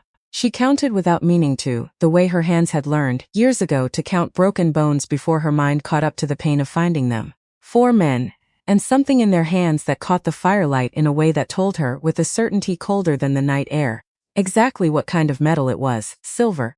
She thought with a strange detached clarity that would only make sense to her much later. So this is what it was for. The snare in the ravine. This was never about a wolf at all. The first man closed the distance fast, blade raised, and Leora, no weapon worth the name in her hand, smoke choking her lungs, her bees dying in the fire behind her, did the only thing left to a woman who had spent 5 years learning that the world did not simply come to save you. She ran for the wax knife's better cousin, the heavy iron poker by her ruined hearth, and turned to face 4 armed men with a piece of fireplace equipment and a fury that had been building, unnoticed even by herself, for 5 long years of being told what she was worth by people who had never once bothered to ask. She had no chance at all, and then the dusk tore open. Something enormous and black came over her fence without seeming to touch it, moving faster than anything that size had any right to move. And the first man went down beneath 400 pounds of muscle and teeth before he'd finished raising his bliss. And the night, which had been screaming with fire and smoke, and her own furious heartbeat, filled suddenly with a different sound entirely. A sound like the forest itself deciding, after 11 years of watching a king carry his crown like a punishment, that tonight finally it would fight for something that mattered more than any throne. The wolf did not stop at the first man. He could not have, even if some distant rational part of him had wanted to. 11 years of a king's discipline had built walls around every part of him except this one. The part that just watched 4 armed men close in a woman he had spent a month failing to protect properly, and something in him had simply stopped being a king at all. The second man got a blade into his shoulder, silver. He felt it the way he'd felt the snare, months ago, in another clearing, a lifetime ago, that white-hot wrongness that silver carried, burning deeper than steel ever could, and he did not slow. Because slowing meant she died. Because that math was the only math left in his head, the third man ran. Draven let him go. Some small cold part of his mind cataloging the direction, filing it for later. Because there would be a later. Because he intended to make very sure of that. The fourth man had a crossbow, and he had it leveled at Leora at her chest, at 10 feet, close enough that no wolf's body, however fast, however desperate, could cross that distance before the bolt did. Leora saw it too. Saw the man's arm steady, saw the small black shape of the bolt catch the firelight, and felt the strange calm that sometimes arrives in the last second, before something irreversible happens, a calm that was not bravery so much as the mind simply refusing to process an ending it could not stop. She thought, so this is how it ends. In my own yard. Among my own burning bees. She did not close her eyes, and the wolf, because there was nothing else left, because a body that size could not outrun a bolt, but a choice could sometimes outrun fear, did the only thing left to him. Between one stride and the next, he stood up. Fur poured off him like water off a surfacing swimmer, Bondrich reshaping in a wave that should have taken a full breath and somehow, in the terrible compression of that single moment, took less than a heartbeat. 4 legs became 2. Black fur receded into pale, scarred skin. And the shape that had been running toward her all this time, the shape she had learned to love without a name attached to it, resolved into a man. A man she recognized. The quarrel meant for her heart took the Alpha King of the Northern Range through the left shoulder instead, above the still bleeding silver wound already opened by the second man's blade. And Draven staggered, gasped, and did not fall. He stayed on his feet. He crossed the last distance in 3 strides that cost him more than any battle he'd fought in 11 years of ruling, and broke the crossbow and the arm holding it, with a single motion that had nothing careful left in it at all. And then, in the smoke of her burning hives, bleeding from 2 wounds that should by any reasonable measure have put him on the ground, he turned to face the woman he had lied to for a month, wearing the face she had bathed in lamplight, without ever once knowing what it looked like in daylight. "Leora," he said. Only that. The only mercy left in him to give. She stood absolutely still. Around her feet, dazed bees crawled through the ash of their own ruined home. "You," she said, "Leora the snare." Her voice had gone very quiet. "Quitter than the fire, quitter than anything the ravine, that was you." "Yes, the honey cakes, the royal cakes. I was frightened we'd both be hanged. And you." Her voice was climbing now, cracking open the calm that had carried her through the last 5 minutes, because there was only so much a person could hold at once, and she had just run out of room. "You stole your own cakes." "They were technically mine," he said, and swayed, and heard how absurd it sounded even as it left his mouth. "So not stolen strictly. I bathed you." Her hand came up, not quite steady, pointing at him like an accusation she could not yet fully form. "I scrubbed you. I told you about the king's ears going pink at the kennel yard. I told you." And then her hand went to her shoulder. To the mark, to the place that had, impossibly over the last 2 months, gone from raw and weeping to smooth and quiet, and Draven watched, bleeding, swaying, the last piece drop into place behind her eyes. It was worse than the silver in his shoulder. "Knight," she whispered. "It was you. Leora the medicine." Her breath caught ragged somewhere between a laugh and something that was not a laugh at all. "You couldn't tell me. You couldn't. You were a wolf. You just every night, while I slept, and you knew. You knew what it meant. I was going to tell you when." The word cracked across the burning yard like something breaking. "Just season of nights, Draven. You had every chance a liar ever got, and you took none of them. I know. I told that wolf things I have never said aloud to another living soul." Her voice was shaking now, and she did not try to stop it, because 5 years of controlling every visible piece of herself had just run headlong into something too large to control. "I told him about Aldrich. About the brand. About the worst night of my life, and I told him because he couldn't repeat it. That was the whole of his charm, and the whole time, Leora, please, you were him." She was crying now, and furious that she was crying, and neither fact changed the other. "You sat on your throne with my shawl underneath it. You let me be a fool for a season. I didn't, because you liked me better asleep." The words came out of her low and hard, aimed with a precision that told him she had been assembling this accusation for longer than tonight. Maybe since the night of the storm when a paw had briefly become a hand, and she had lain awake until dawn deciding what to do with what she'd seen. Unknowing, whatever this is, her hand pressed flat over the healed mark, over a bond thrumming beneath it that she could no longer pretend away, no matter how badly she wanted to in this exact moment. "I didn't consent to it with my eyes open." He had no defense for that. There wasn't one. Every excuse rising in his throat, the crown, the danger, the 11 years of learning that trust given to got people killed, dissolved the moment it met the plain, unanswerable truth of what she'd just said. "You're bleeding," she said instead, because apparently even fury had limits against instinct this deeply trained. "I'm fine. You have a bolt through your shoulder and a blade one going septic in the same arm, you absolute." She was already moving, already reaching for him. Hands that had spent 5 years learning exactly how to hold broken things steady, even while shaking with rage at the thing they were holding. "Sit down before you fall down and make this worse for both of us." He sat, because there was nothing else left to do, and because some part of him understood, even bleeding and half delirious with pain and shame, that being ordered to sit by this particular woman was still, somehow, the safest place in the world for him to be. She patched him there in the ruin of her own yard, because there was nowhere else to do it, using what remained of her supplies after the fire had taken half of them. Honey scooped from a hive that had survived, cloth torn from her own sleeve, hands that never once stopped being gentle even as her jaw stayed set like a trap the entire time. That was an unbearable thing, he thought, watching her work by the dying firelight. She was still exactly who she was, even now. Even betrayed in a way that would have justified walking away and leaving him bleeding in the ash. "The man who ran," she said, not looking up from the wound she was packing. "Do you know who sent them?" "I have a guess." "Guess." Her hands stilled, just for a moment, then resumed their work with a control that cost her something visible. Is your guess the reason you've been lying to me for 2 months? No, he caught her wrist gently, because he needed her to hear this part exactly right. Leora, I did not know until 3 nights ago that you were in any danger at all. I would have told you. I was going to tell you tomorrow every mar for weeks, so I told myself tomorrow. And every tomorrow you didn't? Yes, she pulled her wrist free, finished the binding in silence. When it was done, she sat back on her heels amid the ash of her burned hives, surveying the ruin of her yard. The smoke still curls up into a sky gone gray with approaching dawn, and something in her face closed like a door. Now get out, Draven. Leora, you let me be a fool for a season because you liked me better asleep. Her hand pressed flat over the mark again, over the bond that neither of them could unmake now no matter how badly one of them wanted to. So you'll give me what nobody's ever given me. You'll go and you'll stay gone until I say otherwise. And if you're truly the king and not just a very large dog in a crown, you'll do it without arguing. He looked at her for a long moment. Bleeding, exhausted, more afraid in that instant than he had been facing 4 armed men with silver blades.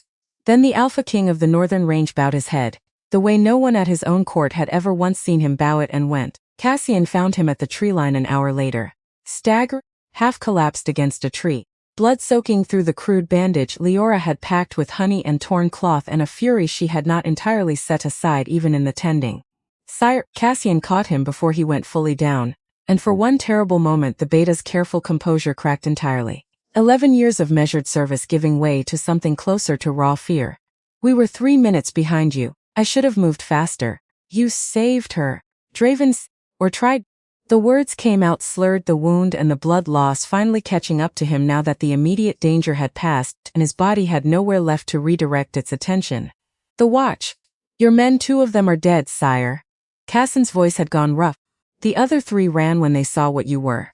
What's left of them anyway, Aldrich, Draven said. Find him before the sun's fully up. Before he has time to arrange an explanation. Sire, you need a healer. I have already been healed by the only person whose hands I trust for it, Draven said. And there was something in his voice, grief maybe, or the exhaustion. A man who had just watched the one good thing in his life close a door on him with perfect justification that made Cassian stop arguing and simply get his king back to the palace before he bled out arguing about it in a forest at dawn. They did not find Aldrich that morning. He had, with the smoothness of a man who had clearly planned for exactly this contingency, already departed the northern range before first light, citing urgent business back east, his carriage rolling out through the main gate 2 hours before Cassian's men thought to check whether he'd left at all. It looked on the surface like a man leaving on schedule. It looked like nothing at all. Which was, Cassian understood precisely the point. He spent the next 3 days doing what he did best, assembling, thread by careful thread, the shape of something too large to see all at once. The tavern keeper's information about the meetings between Thornvale's men and Marrow's man. The courier's confession about the sealed letter. The wax seal pattern matched now to 3 other documents in Marrow's own hand that Cassian had, with the specific ruthlessness of a man protecting his king, quietly obtained from the counselor's private study while its owner was occupied elsewhere. And one more piece. Because the 4th man, the one who had run, the one Draven had let go file away for later, had not run far. Cassian's men found him 2 days later, hiding in a hunting lodge on the border between the 2 territories, and what he confessed, under the pressure that men confess things under, when they've already watched their companions die, and understands exactly how little loyalty is worth against that math, changed everything. Cassian brought the confession to Draven's chambers on the 4th night while the king still sat, propped against a mountain of pillows with his shoulder wrapped, and his face gray with a pain he refused to acknowledge out loud. It wasn't only Marrow's plan, Cassian said, closing the door behind him. Sire, I need you to hear this clearly because it changes the shape of everything we thought we understood. Tell me Marrow provided the coin, the men, the silver. Cassian set the written confession on the table between them, his hand not entirely steady, but the specific order, to move before the full moon council, before you could do anything that made the situation, as our man put it, harder to remove. Quietly that order came from Aldrich Thornvale. Draven went very still. Not political convenience, Cassian said. Not border strategy.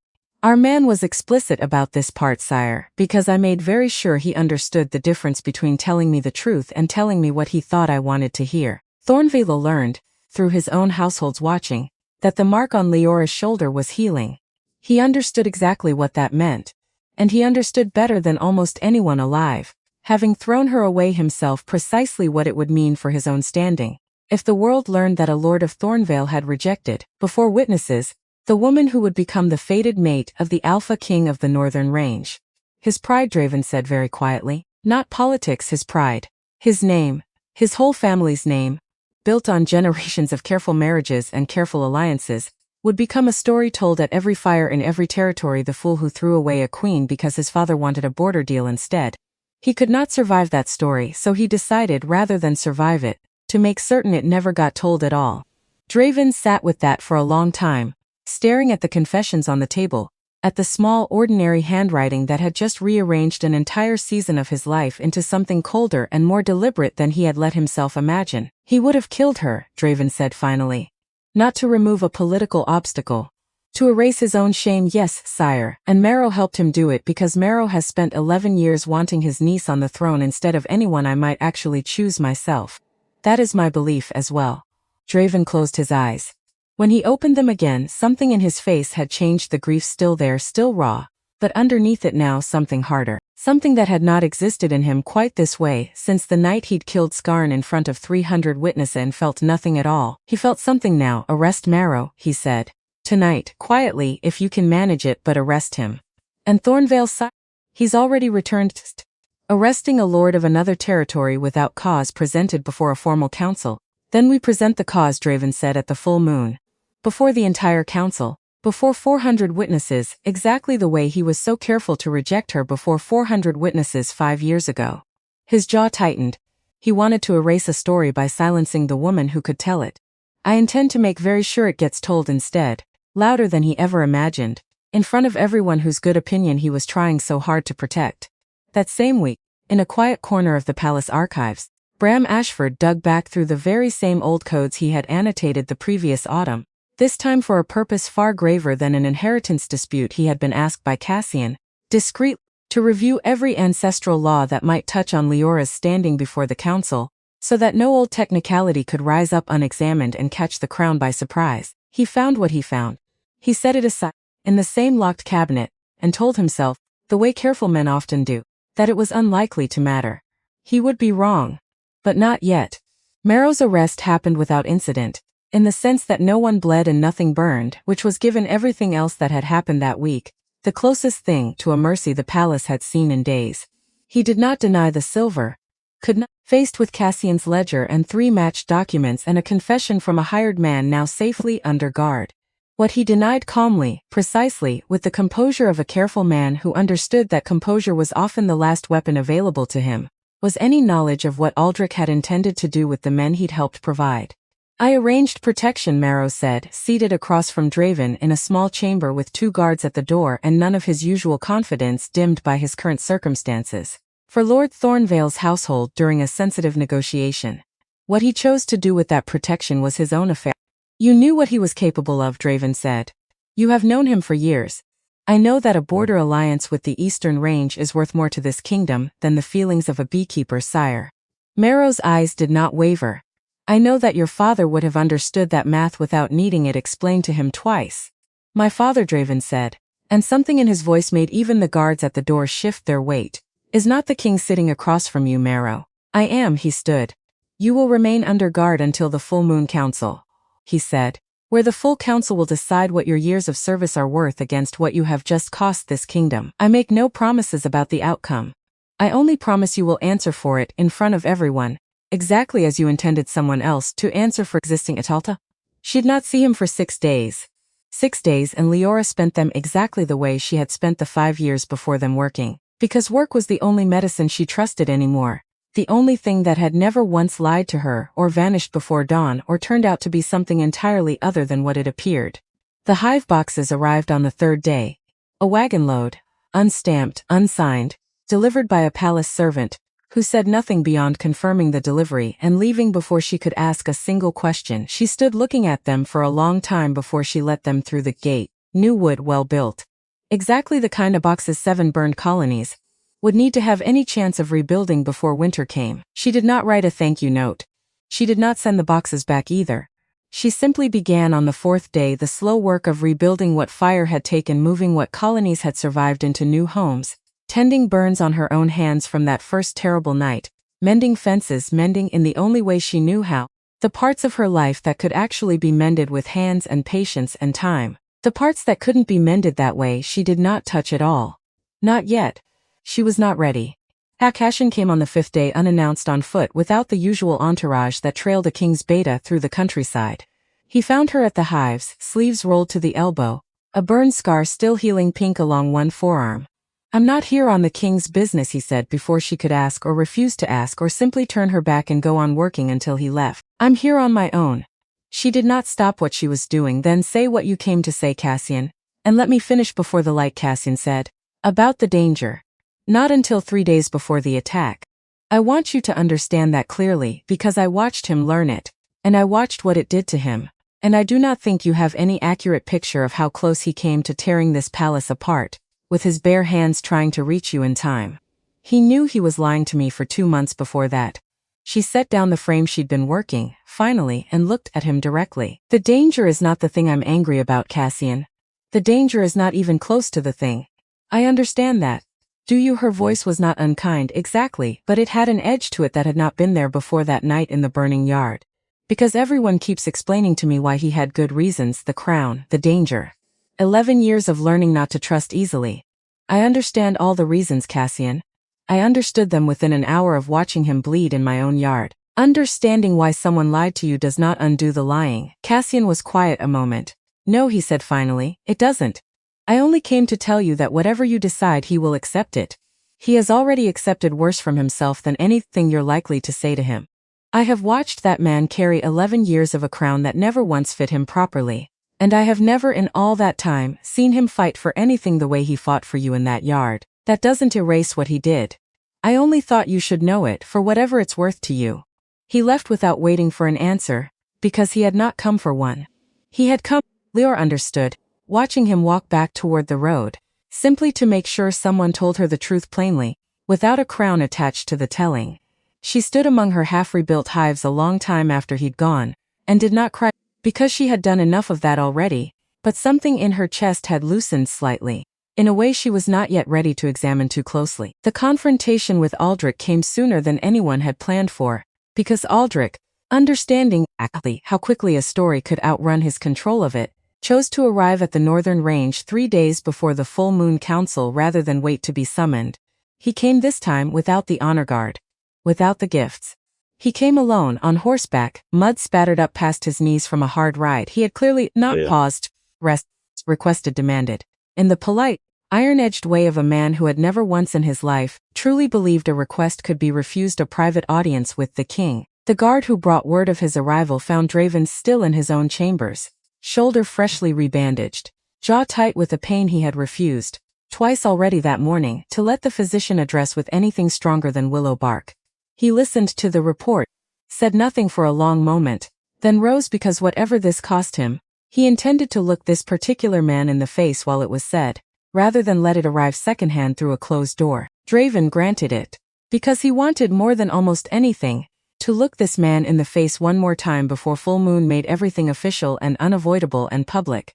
"You've arrested Marrow," Aldrich, without preamble, the moment the chamber door closed. "On what grounds precisely?" "On the grounds of attempted murder," Draven said. "Of a woman under my protection. I imagine you're already familiar with the details given that you were the one who ordered it." Something flickered across Aldrich's face. Not shock. Draven noted that carefully, not shock but calculation. The speed of a man recalculating an argument he'd already half prepared for a different accusation. "I ordered nothing," Aldrich said. "I have no idea what Marrow told you under duress. But I have a written confession from the man who ran," Draven said. "The fourth attacker. He was quite specific about whose order sent him to that yard and quite specific about the timing you insisted on. Before the full moon council. Before I could do anything, in your man's own words, that made the situation harder to remove quietly." Aldrich's jaw tightened. For the first time since he'd arrived at the northern range weeks ago, with his careful smile and his careful something genuine surfaced in his expression. Not guilt, Draven thought, watching him closely. Not guilt at all, fear. "You don't understand what's at stake," Aldrich said, and his voice had lost some of its polish now, gone rougher, more honest in its desperation than anything he'd said in this palace before. "My family has spent 3 generations building alliances that a single story could unravel. If it becomes known, if the council learns that I rejected the woman who would go on to become the fated mate of an Alpha King, you'd rather she'd simply died, Draven said, very quietly, than let the truth of your own choices catch up with you. I didn't order her death. The words came out fast, too fast, the first crack in a composure that had held through years of careful diplomacy. I ordered her removed. Relocated. Frightened enough to leave the northern range quietly, taken somewhere far enough away that the story would simply fade. 4 armed men, Draven said, with silver blades, at midnight, setting and fired her home while she slept. Tell me again what you intended, Lord Thornvale, because from where I stood, bleeding in her yard with a bolt through my shoulder, it did not look like relocation. Aldrich said nothing. You will answer for this, Draven said at the Full Moon Council, before every alpha of every pack in this territory, and I have already sent word to your own father, informing him that his son will need to answer as well for whatever role Thornvale's household played in arranging what happened in that yard. You would drag my family's name through a council chamber, Aldrich said, over a beekeeper. Draven crossed the room, stopped close enough that Aldrich had to fight the instinct to step back. Her name, Draven said, you claimed her once, in front of witnesses, and discarded her the same way, and told yourself, I imagine, that the story ended there. It didn't. It is ending now, in front of a great many more witnesses than you managed the first time. And this time, Lord Thornvale, you will not get to choose which parts of it get told. The days before the Full Moon Council passed, in a strange, suspended quiet, the stillness of a kingdom holding its breath before something it already sensed was coming. Ren Marrow arrived alone on the 9th day since the fire, riding out to Leora's cottage without escort, dismounting in a yard still scarred with ash among half-rebuilt hives. Leora braced for cruelty.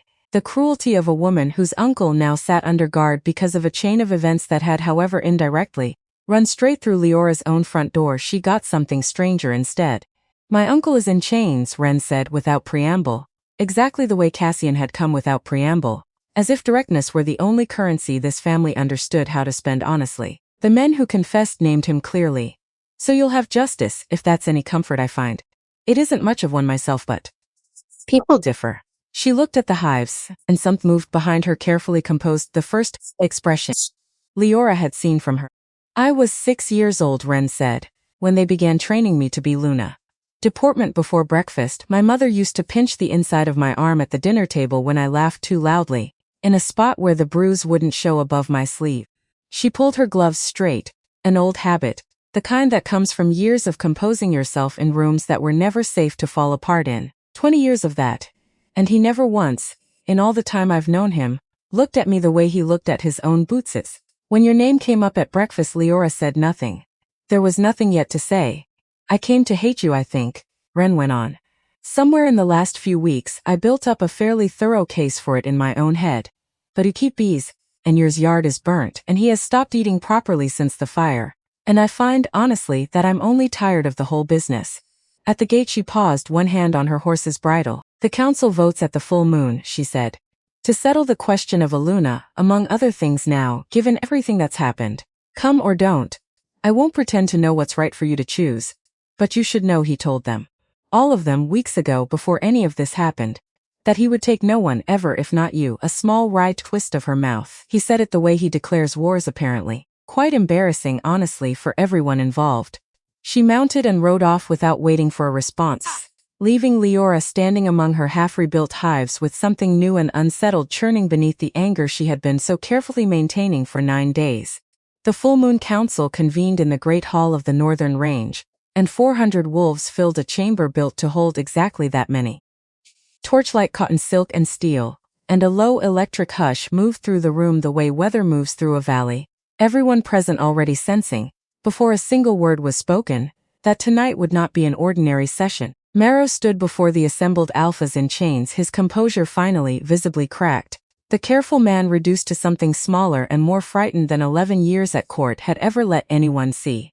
Aldrich stood apart from him, flanked by 2 members of his own household, his face set in the blank calm of a man performing innocence for an audience he had not yet fully convinced. Draven addressed the council first.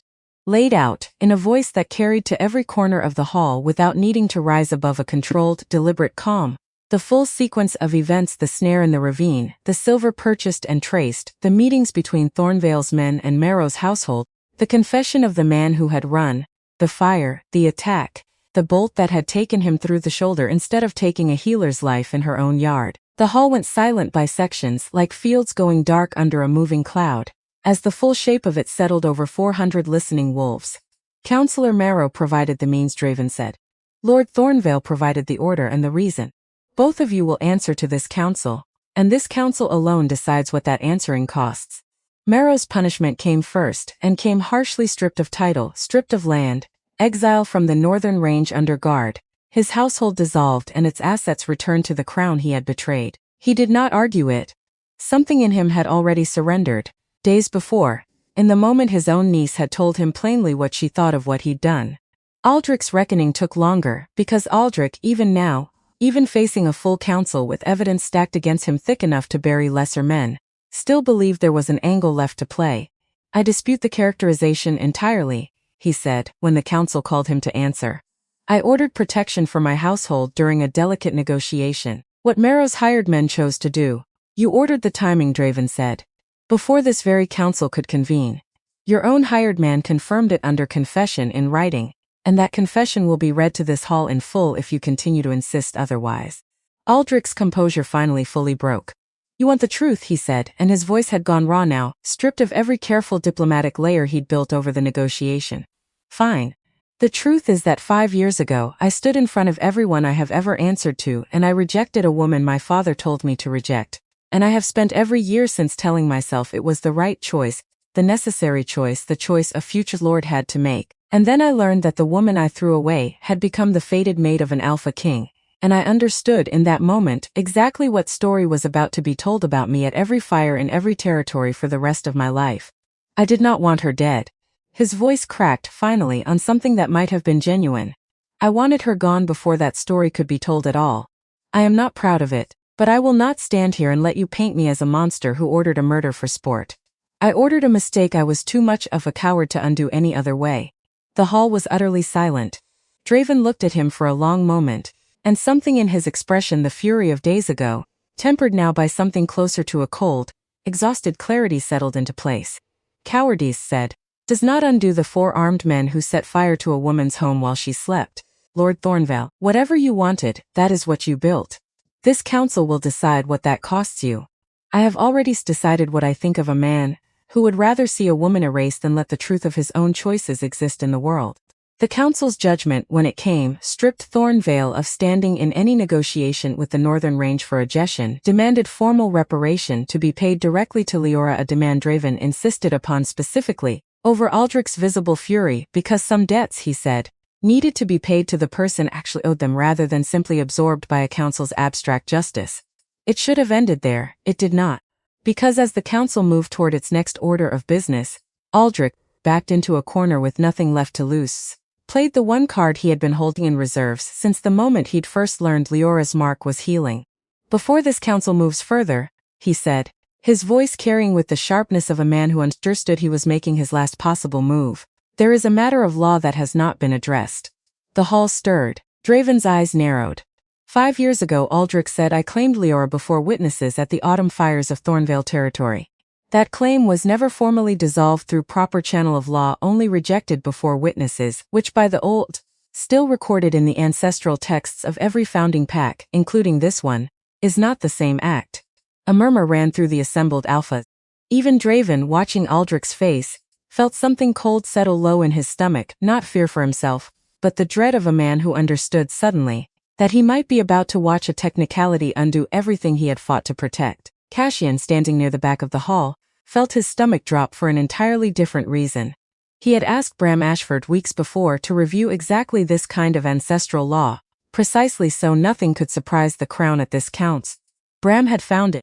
Had told him quietly, 3 days before this very session, that an old, largely forgotten provision existed regarding the formal dissolution of a claim, and Cassian, weighing whether to trouble his king with a legal curiosity in the middle of an already unbearable week, had decided to wait until after the council's first order of business, certain that no one, least of all a man as thitherly exposed as Aldrich Thornvale, would have the audacity to reach for it here now in front of everyone. He had been wrong.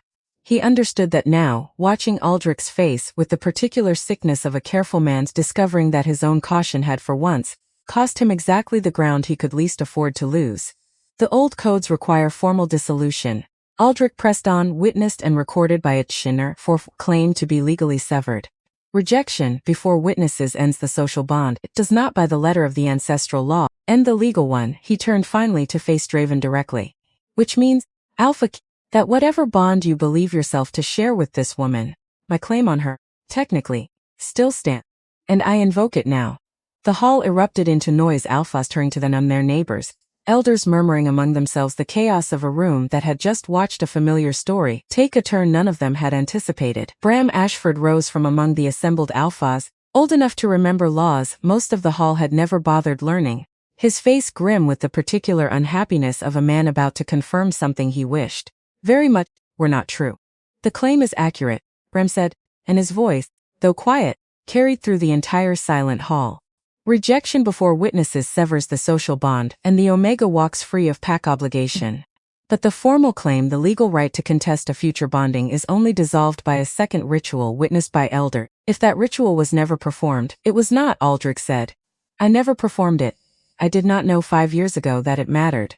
Then by the old code, Bram said, with visible reluctance, the claim stands unresolved. And any alpha wishing to bond formally with a woman under an unresolved claim must either seek the claimant's release, contest it, by the ancient right, in single combat before this council. The hall went utterly silent. Draven felt every eye in the chamber turned toward him, felt more than anything, the fury of watching a man who had ordered her murder now attempting to claim, through a legal technicality no one had bothered to remember existed, the right to stand between him and the woman he had already very nearly lost once. I release no claim, Aldrich said, and there was something in his voice now not love. Draven understood immediately. Watching, not even desire. Simple, vicious spite, the last weapon of a man who had lost everything else and intended to make certain he took something with him on the way down. If I cannot have my name Alpha King, I will at least ensure you do not have your peace. I invoke the ancient right to single combat before this council for the claim. The hall exploded into noise, alphas shouting over one another, elders calling for order, and in the center of it all Draven stood very still, staring at Aldrich with an expression that had gone finally, entirely cold. You want to fight, Draven said, and his voice cut through the noise with the quiet authority that had, 11 Jirza, made 300 witnesses fall silent to watch him kill a rogue alpha in front of them. You are welcome to one. Psychashin was moving through the crowd now, urgent low. You're 2 weeks out from a bolt through your shoulder. You are not at full strength, and he knows it. That's precisely why I know exactly why he's doing it, Draven said, not taking his eyes off Aldrich. It doesn't change my answer. Slows raised a hand, and slowly, gradually, the hall quieted enough for him to be heard. The ancient right permits combat, he said, but requires the claimant's object be present and given voice before the challenge is formally accepted. This is her claim being contested. By the old codes, she is not property to be fought over silently. She must be asked. Every eye in the hall turned toward the great doors at the back of the chamber. Leora had not been present for the council's opening business. She had been waiting, at Draven's request and against her own considerable reluctance, in an antechamber, uncertain whether she intended to walk through those doors at all when the moment came. The moment had come faster than anyone expected. A guard was sent, and the hall waited in a silence thick enough to feel for the doors to open. She walked in wearing her own mended shawl, not the fine court silks a dozen ladies in that hall wore, not anything borrowed or lent for the occasion. Simply herself, exactly as she had been the night she pulled a silver snare off a fool in a ravine. The hall went silent by sections again, though this time the silence carried a different weight, a different texture, entirely less curiosity now, more reverence, the particular hush of a room that had spent the last hour learning exactly what this woman had survived. Whispers ran ahead of her as she walked the full length of the chamber, past silks and steel, past the alphas of 40 packs, the sumps. There she is, the healer. The one who saved him first before any of us knew there was anything to save. She walked the whole length of it without breaking stride, chin level, eyes forward, and stopped an arm's length from Draven, close enough to see that he had lost weight in the weeks since the fire, that his hands were not quite steady, that the notch in his ear had earned a companion scar somewhere along his hairline she had not noticed before. They tell me, she said, quiet enough that it carried only to him, though the entire hall strained to hear it anyway, that a man is about to fight for the right to claim me. Nobody has thought to ask me first. I'm asking now, Draven said. In front of every witness this hall can hold. Do you want him released from any claim on you formally, So no ancient law and no bitter man can ever again pretend to have a say in your own life. That is the only question that matters here. Not whether I fight him. Whether you want to be free of him, once and for all, in a way no court can ever undo again. Leora looked past him, at Aldrich, standing with his careful composure finally, completely stripped away. A man who had thrown her away once and was now, 5 years later, trying to claim her again purely out of spite, purely so that he would not have to be the only one who lost something in this hall tonight. "Release me," she said loud enough now that the whole chamber heard it clearly. "Formally. Before every witness here, the way you should have done it 5 years ago instead of just walking away and leaving me to carry a mark you never bothered to properly close." "And if I don't," Aldrich said, "then you can fight for the right to nothing," she said. "Because whatever claim your ancient law says you hold, Aldrich, I am telling this entire hall right now, in front of everyone whose good opinion you were so desperate to protect, I want no part of you. I have wanted no part of you since the night your father's men held me down, and you cried and let them burn a mark into me anyway. If this council needs a fight to make that legally official, then let it fight, but do not mistake this for a contest over something you still have any claim to. You lost that claim the moment you let them hold me down." The hall was utterly silent. Aldrich's jaw worked, something raw and furious moving behind his eyes. "The law requires combat if I refuse release." "Then refuse," Draven said, stepping forward. "And let us finish this the old way, since you've apparently decided the new way isn't satisfying enough for you." The combat circle formed in the courtyard beyond the great hall.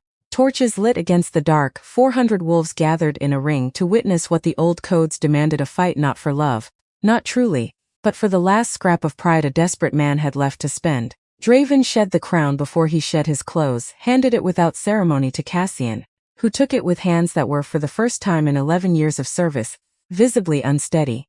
"You don't have to prove anything to him," Cassian said low, urgent. "One last attempt." The council already stripped him of standing. This fight settles nothing that isn't already settled. It settles what he needs settled.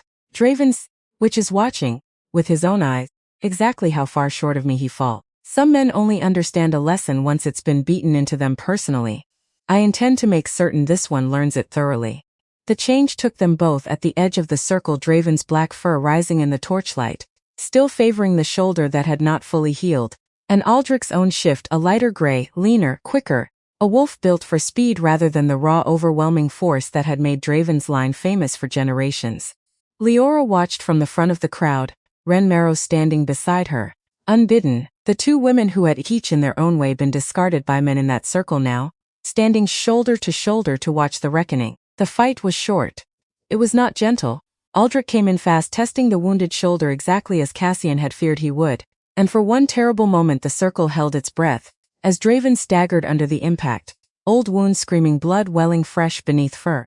But 11 years of ruling had taught Draven something. Aldrich had never once needed to learn how to fight through pain.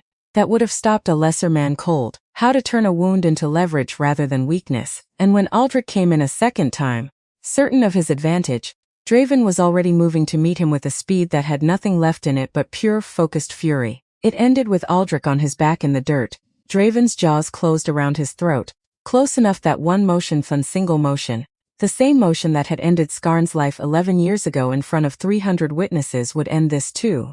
The circle went silent, waiting. Leora stepped forward, before anyone could stop her, right to the edge of the circle where no ordinary witness was meant to stand. Draven. His eyes flicked to her, gold and wild and still burning with the particular violence of a fight not yet finished. "Don't," she said, "not like this, not for me."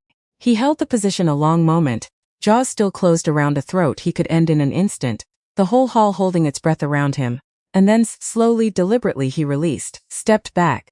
Let Aldrich lie in the dirt, beaten, alive, stripped of every last thing he had come to this council trying to protect. Then Draven shifted back to two legs, breathing hard, blood running fresh from the reopened wound in his shoulder, and looked down at the man who had spent 5 years destroying a woman's peace and weeks trying to finish the job. "I could kill you," he said, quiet enough that only the front rows heard it clearly, though the words would travel through the whole hall within minutes regardless. Every law in this circle would call it justice. But I have watched what happens to a man who lets fury decide everything for him, and I have decided I don't want to be that king. Not tonight, not for you." He turned, finally toward Leora, ignoring the blood running down his own arm. "You get to live with what you did. That is worse than dying for a man like you." You'll have the rest of your life to understand exactly how much you threw away, with no one left to blame for it but yourself. He walked away from the circle without waiting for Aldrich's response, without waiting for the council's judgment on the combat's outcome. Because the outcome had never truly been in doubt to anyone watching, he walked straight toward Leora, who stood at the circle's edge with her chin still level, her eyes bright with something that was not quite tears and not quite triumph, and stopped in front of her, breathing hard, bleeding, stripped down to nothing but the truth for the first time since the night she'd pulled him out of a snare in a ravine. "I'm sorry," he said. "Not just the lying. For every tomorrow I promised myself and never kept. You deserved better than a season of half-truths, and I gave you that anyway, because I was afraid, and fear is not an excuse king gets to use. But I'm using it anyway, because it's the only honest thing I have left to offer you." Leora looked at him a long moment. At the blood, at the exhaustion, at the crownless, honest shape of a man who had just chosen mercy over vengeance in front of 400 witnesses, for no reason except that she had asked him to. "You said to stay gone," he said quietly. "I know what I specified. I'm not asking you to say otherwise tonight," he said. "I only came to say I'm sorry properly, with my own mouth, in my own shape, in front of everyone who matters, because you deserved that much at the very least, whatever you decide to do with it."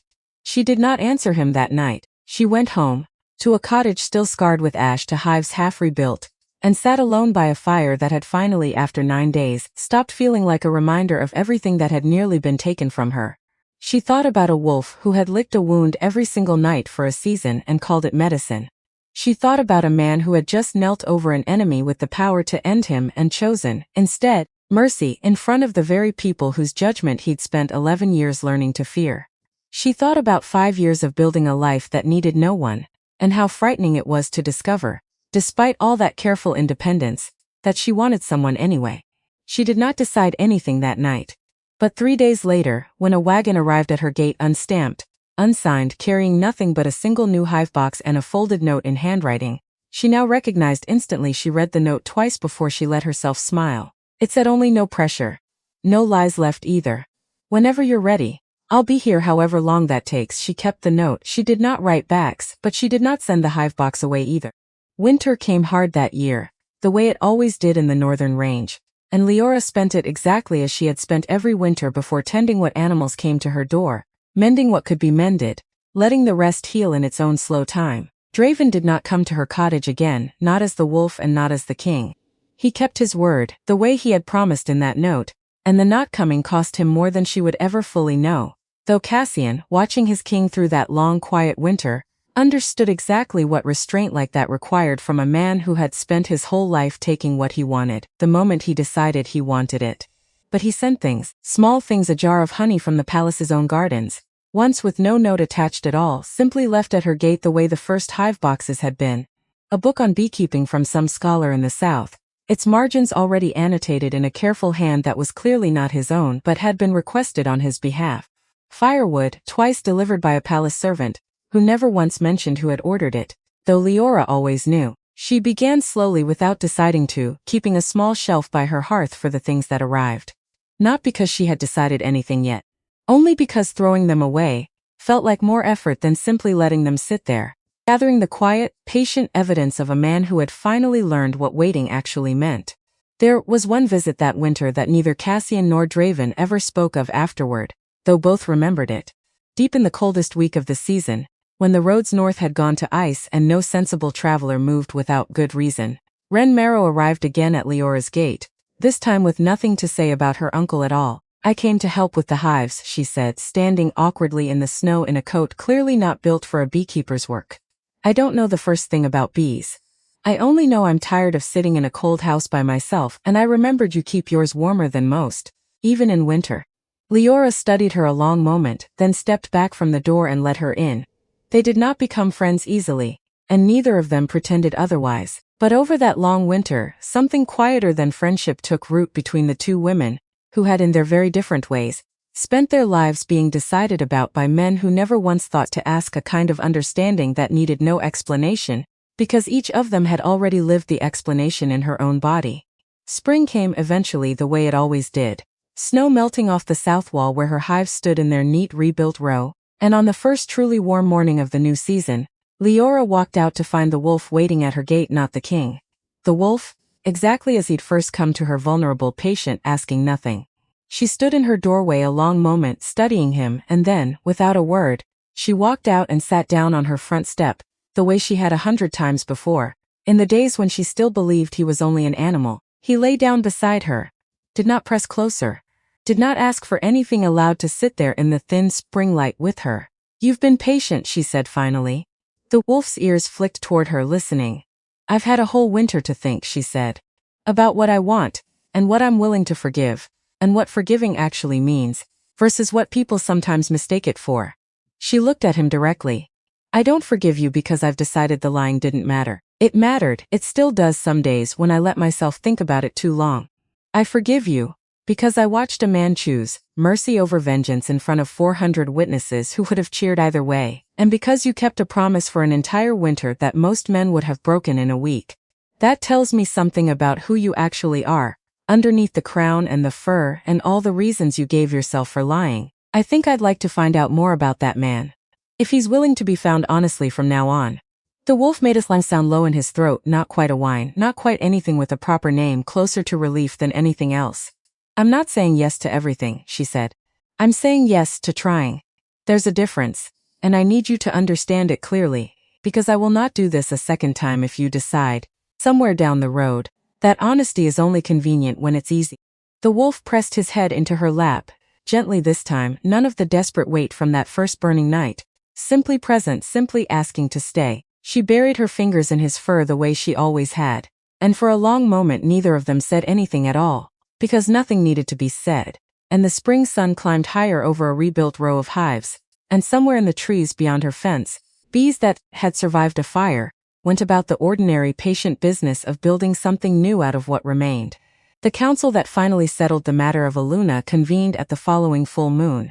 And this time, when Leora walked the length of the great hall in her mended shawl, past silks and steel and the alphas of 40 packs, the room did not go silent by sections the way it had before. It stayed loud, almost a low warm murmur of recognition rather than shock, the particular sound of a hall that had already decided, months ago, exactly how this story was going to end and was simply waiting, with something close to impatience, to hear it said aloud. "There she is, the healer. The one the fire didn't take." Draven met her at the base of the dais, and this time there was no crown between them to explain, no shawl hidden beneath a throne, no lies left standing anywhere in the space between two people who had, over one long winter, finally learned what honesty actually cost and decided to pay it anyway. "No more locked doors," she said, quiet enough for only him to hear, though the whole hall leaned in trying anyway. "Between the wolf and the man. If I'm having one of you, I'm having both, honestly, in daylight." "Agreed," he said. "And my hive stays," she said. "I'm not giving up my bees for a crown." "The crown?" Draven's, and something in his face finally, fully relaxed. The first genuine ease Cassian had seen in him in over a decade. "We'll learn to live with bees. I've already had a wagon load of hive boxes sent to the palace roof, in the hope you'd eventually say yes to putting some of them there." She laughed, really laughed, the kind that came up from somewhere low and surprised even her, the same laugh he'd first heard over stolen honey cakes months ago, in a cottage that smelled of beeswax and pine tar, and nothing at all like the careful, guarded life either of them had been living before that snare in the ravine. "Hear what I am to you," she said, turning to face the hall, "because I was claimed once, in front of everyone, by a man who took it back. And I swore no one would ever do that to me twice. So if you mean it, Draven, you'll mean it where 400 witnesses can hold you to it." The Alpha King of the Northern Range turned to the hall. He did not raise his voice, he did not need to. "This is Laura," he said. "Healer of this territory. The mark on her shoulder healed months before any of you learned why, and every wolf in this hall now knows exactly what that healing means and what it took to earn it honestly. She is mine, I am hers.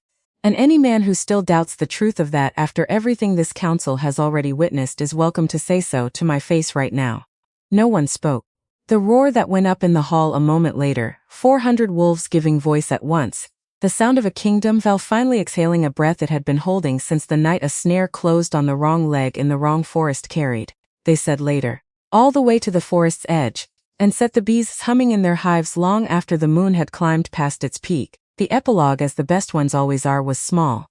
A summer evening, a year on, the palace roof absurdly holding 9 hives now instead of 7, and the Luna of the Northern Range sitting among them in the long gold light with her back against a chimney, shelling peas into a copper bowl. Stretched beside her, with his great black head resting in her lap, lay a wolf the size of a small horse, boneless with contentment, one ear twitching, tail sweeping the warm slate roof in slow, lazy strokes. A bee landed on his nose, cross-eyed. He endured it the way he had learned to endure most things now, with a patience that had taken him 35 years and one very stubborn beekeeper to finally develop. Leora set down the bowl, tugged her collar aside, out of an old habit that had never quite on her shoulder, and touched the now painless. Just a shape, a crescent someone long ago had tried to cross out and failed. The wolf lifted his head and gravely thoroughly licked it once the way he had every single night for a year now, not out of necessity anymore, not out of secrecy, simply out of a habit that had become, somewhere along the way, the truest language either of them had ever learned to speak. He looked up at her with eyes the color of lamplight through honey, and there was nothing hidden in them anymore. No crown between them, no lies left standing anywhere. Medicine? She asked him the way she always did. And the wolf, who could not answer in words, and no longer needed to, simply pressed close and stayed. Below them, far beneath the roof and its 9 hives and its 2 contented shapes stretched out in the gold evening light, the kingdom went on the way. Kingdoms do grain moved along the rivers, disputes rose and settled. 40 packs sent word north on ordinary matters that no longer required a king who flinched at his own stillness to resolve them. Cassian, older now by a year and gray at one temple that had not been gray before the fire, still found his king exactly where he expected to find him most evenings, not in the throne room staring at maps that refused to rearrange themselves, but here on a roof, doing nothing in particular, which for this king finally counted as peace rather than symptom. He did not climb up to interrupt them that evening. He stood instead at the base of the stairwell a moment, listening to the low, easy murmur of 2 voices trading the small, unremarkable news of an ordinary day, and let himself feel, for once, something closer to satisfaction than vigilance. Ren Marrow had taken a house near the eastern wall that spring, close enough to visit Leora's hives on quiet afternoons, far enough from her uncle's old influence to build something that was entirely her own. She kept no title, she wanted none. She had told Cassian once, over tea she made badly and did not apologize for, that she had spent 20 years being told exactly who she would become, and intended to spend the next 20 finding out for herself, one uninteresting decision at a time. Marrow himself lived out his exile in a small holding 2 territories south, stripped of everything but the years he had left, and no one at the northern range spoke his name often, though Draven, on the rare occasions it came up, spoke of him without heat. Justice had already been done. There was nothing left to feed by staying angry at a man who no longer had the power to matter. Aldrich Thornvale did not return to the northern range again, not once in all the years that followed. The story the council had feared, the one he had killed to prevent, told itself anyway, exactly as Draven had promised it would. At fires and feast tables across 40 packs, the tale of the lord who threw away a queen and spent the rest of his life alone with the knowing of it. Draven never sought him out to confirm the ending. He did not need to. Some men wrote their own endings given enough rope and enough time, and Aldrich had been given both. The bees for their part cared nothing for any of it they built. They swarmed in spring and settled in autumn, and produced, that first full year on the palace roof, more honey than the kitchens knew what to do with, so that jars of it went out across the territory in the king's own name, to healers and houndkeepers and anyone else who did quiet, unglamorous work that mattered more than most people ever bothered to notice. Even the council in time learned to stop bracing for scandal whenever the Luna's name came up in session. She attended when the matter concerned territory's healers, spoke plainly when she had something worth saying, and left the rest of the governing to a king who had, somewhere in the space of one long winter, finally learned the difference between ruling from fear and ruling from something steadier. The 40 packs noticed the difference before the council did. Packs usually do. They live closer to the ground, and the ground always knows first when a king has stopped flinching for real, rather than simply learning to hide it better. Leora kept a small shelf inside the palace's apartments, the way she had once kept one by her cottage hearth, and on it she still set the things that arrived without a note attached, though there was no longer any need for secrecy in the giving. Habits, once built carefully enough, outlast the reasons that built them, and most evenings, when the light went long and gold across the western hills and the day's business had finally quieted, a king who had once believed that wanting anything plainly was a weakness he could not afford climbed a narrow stairwell to a rooftop lined with hives, and lay down beside the one thing in 11 years of ruling that had never once needed him to be anything but present. That in the end was the whole of the medicine, Not the tongue against an old scar, though that had started it. Not the crown, though it had nearly ended it. Just this: the two people who had each spent years learning to survive without anyone, choosing one ordinary evening at a time to no longer have to.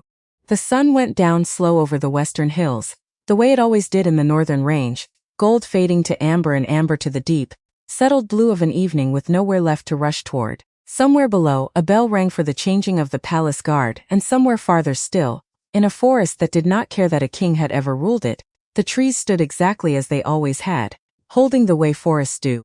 Everything they had witnessed, and everything they had finally quietly let go.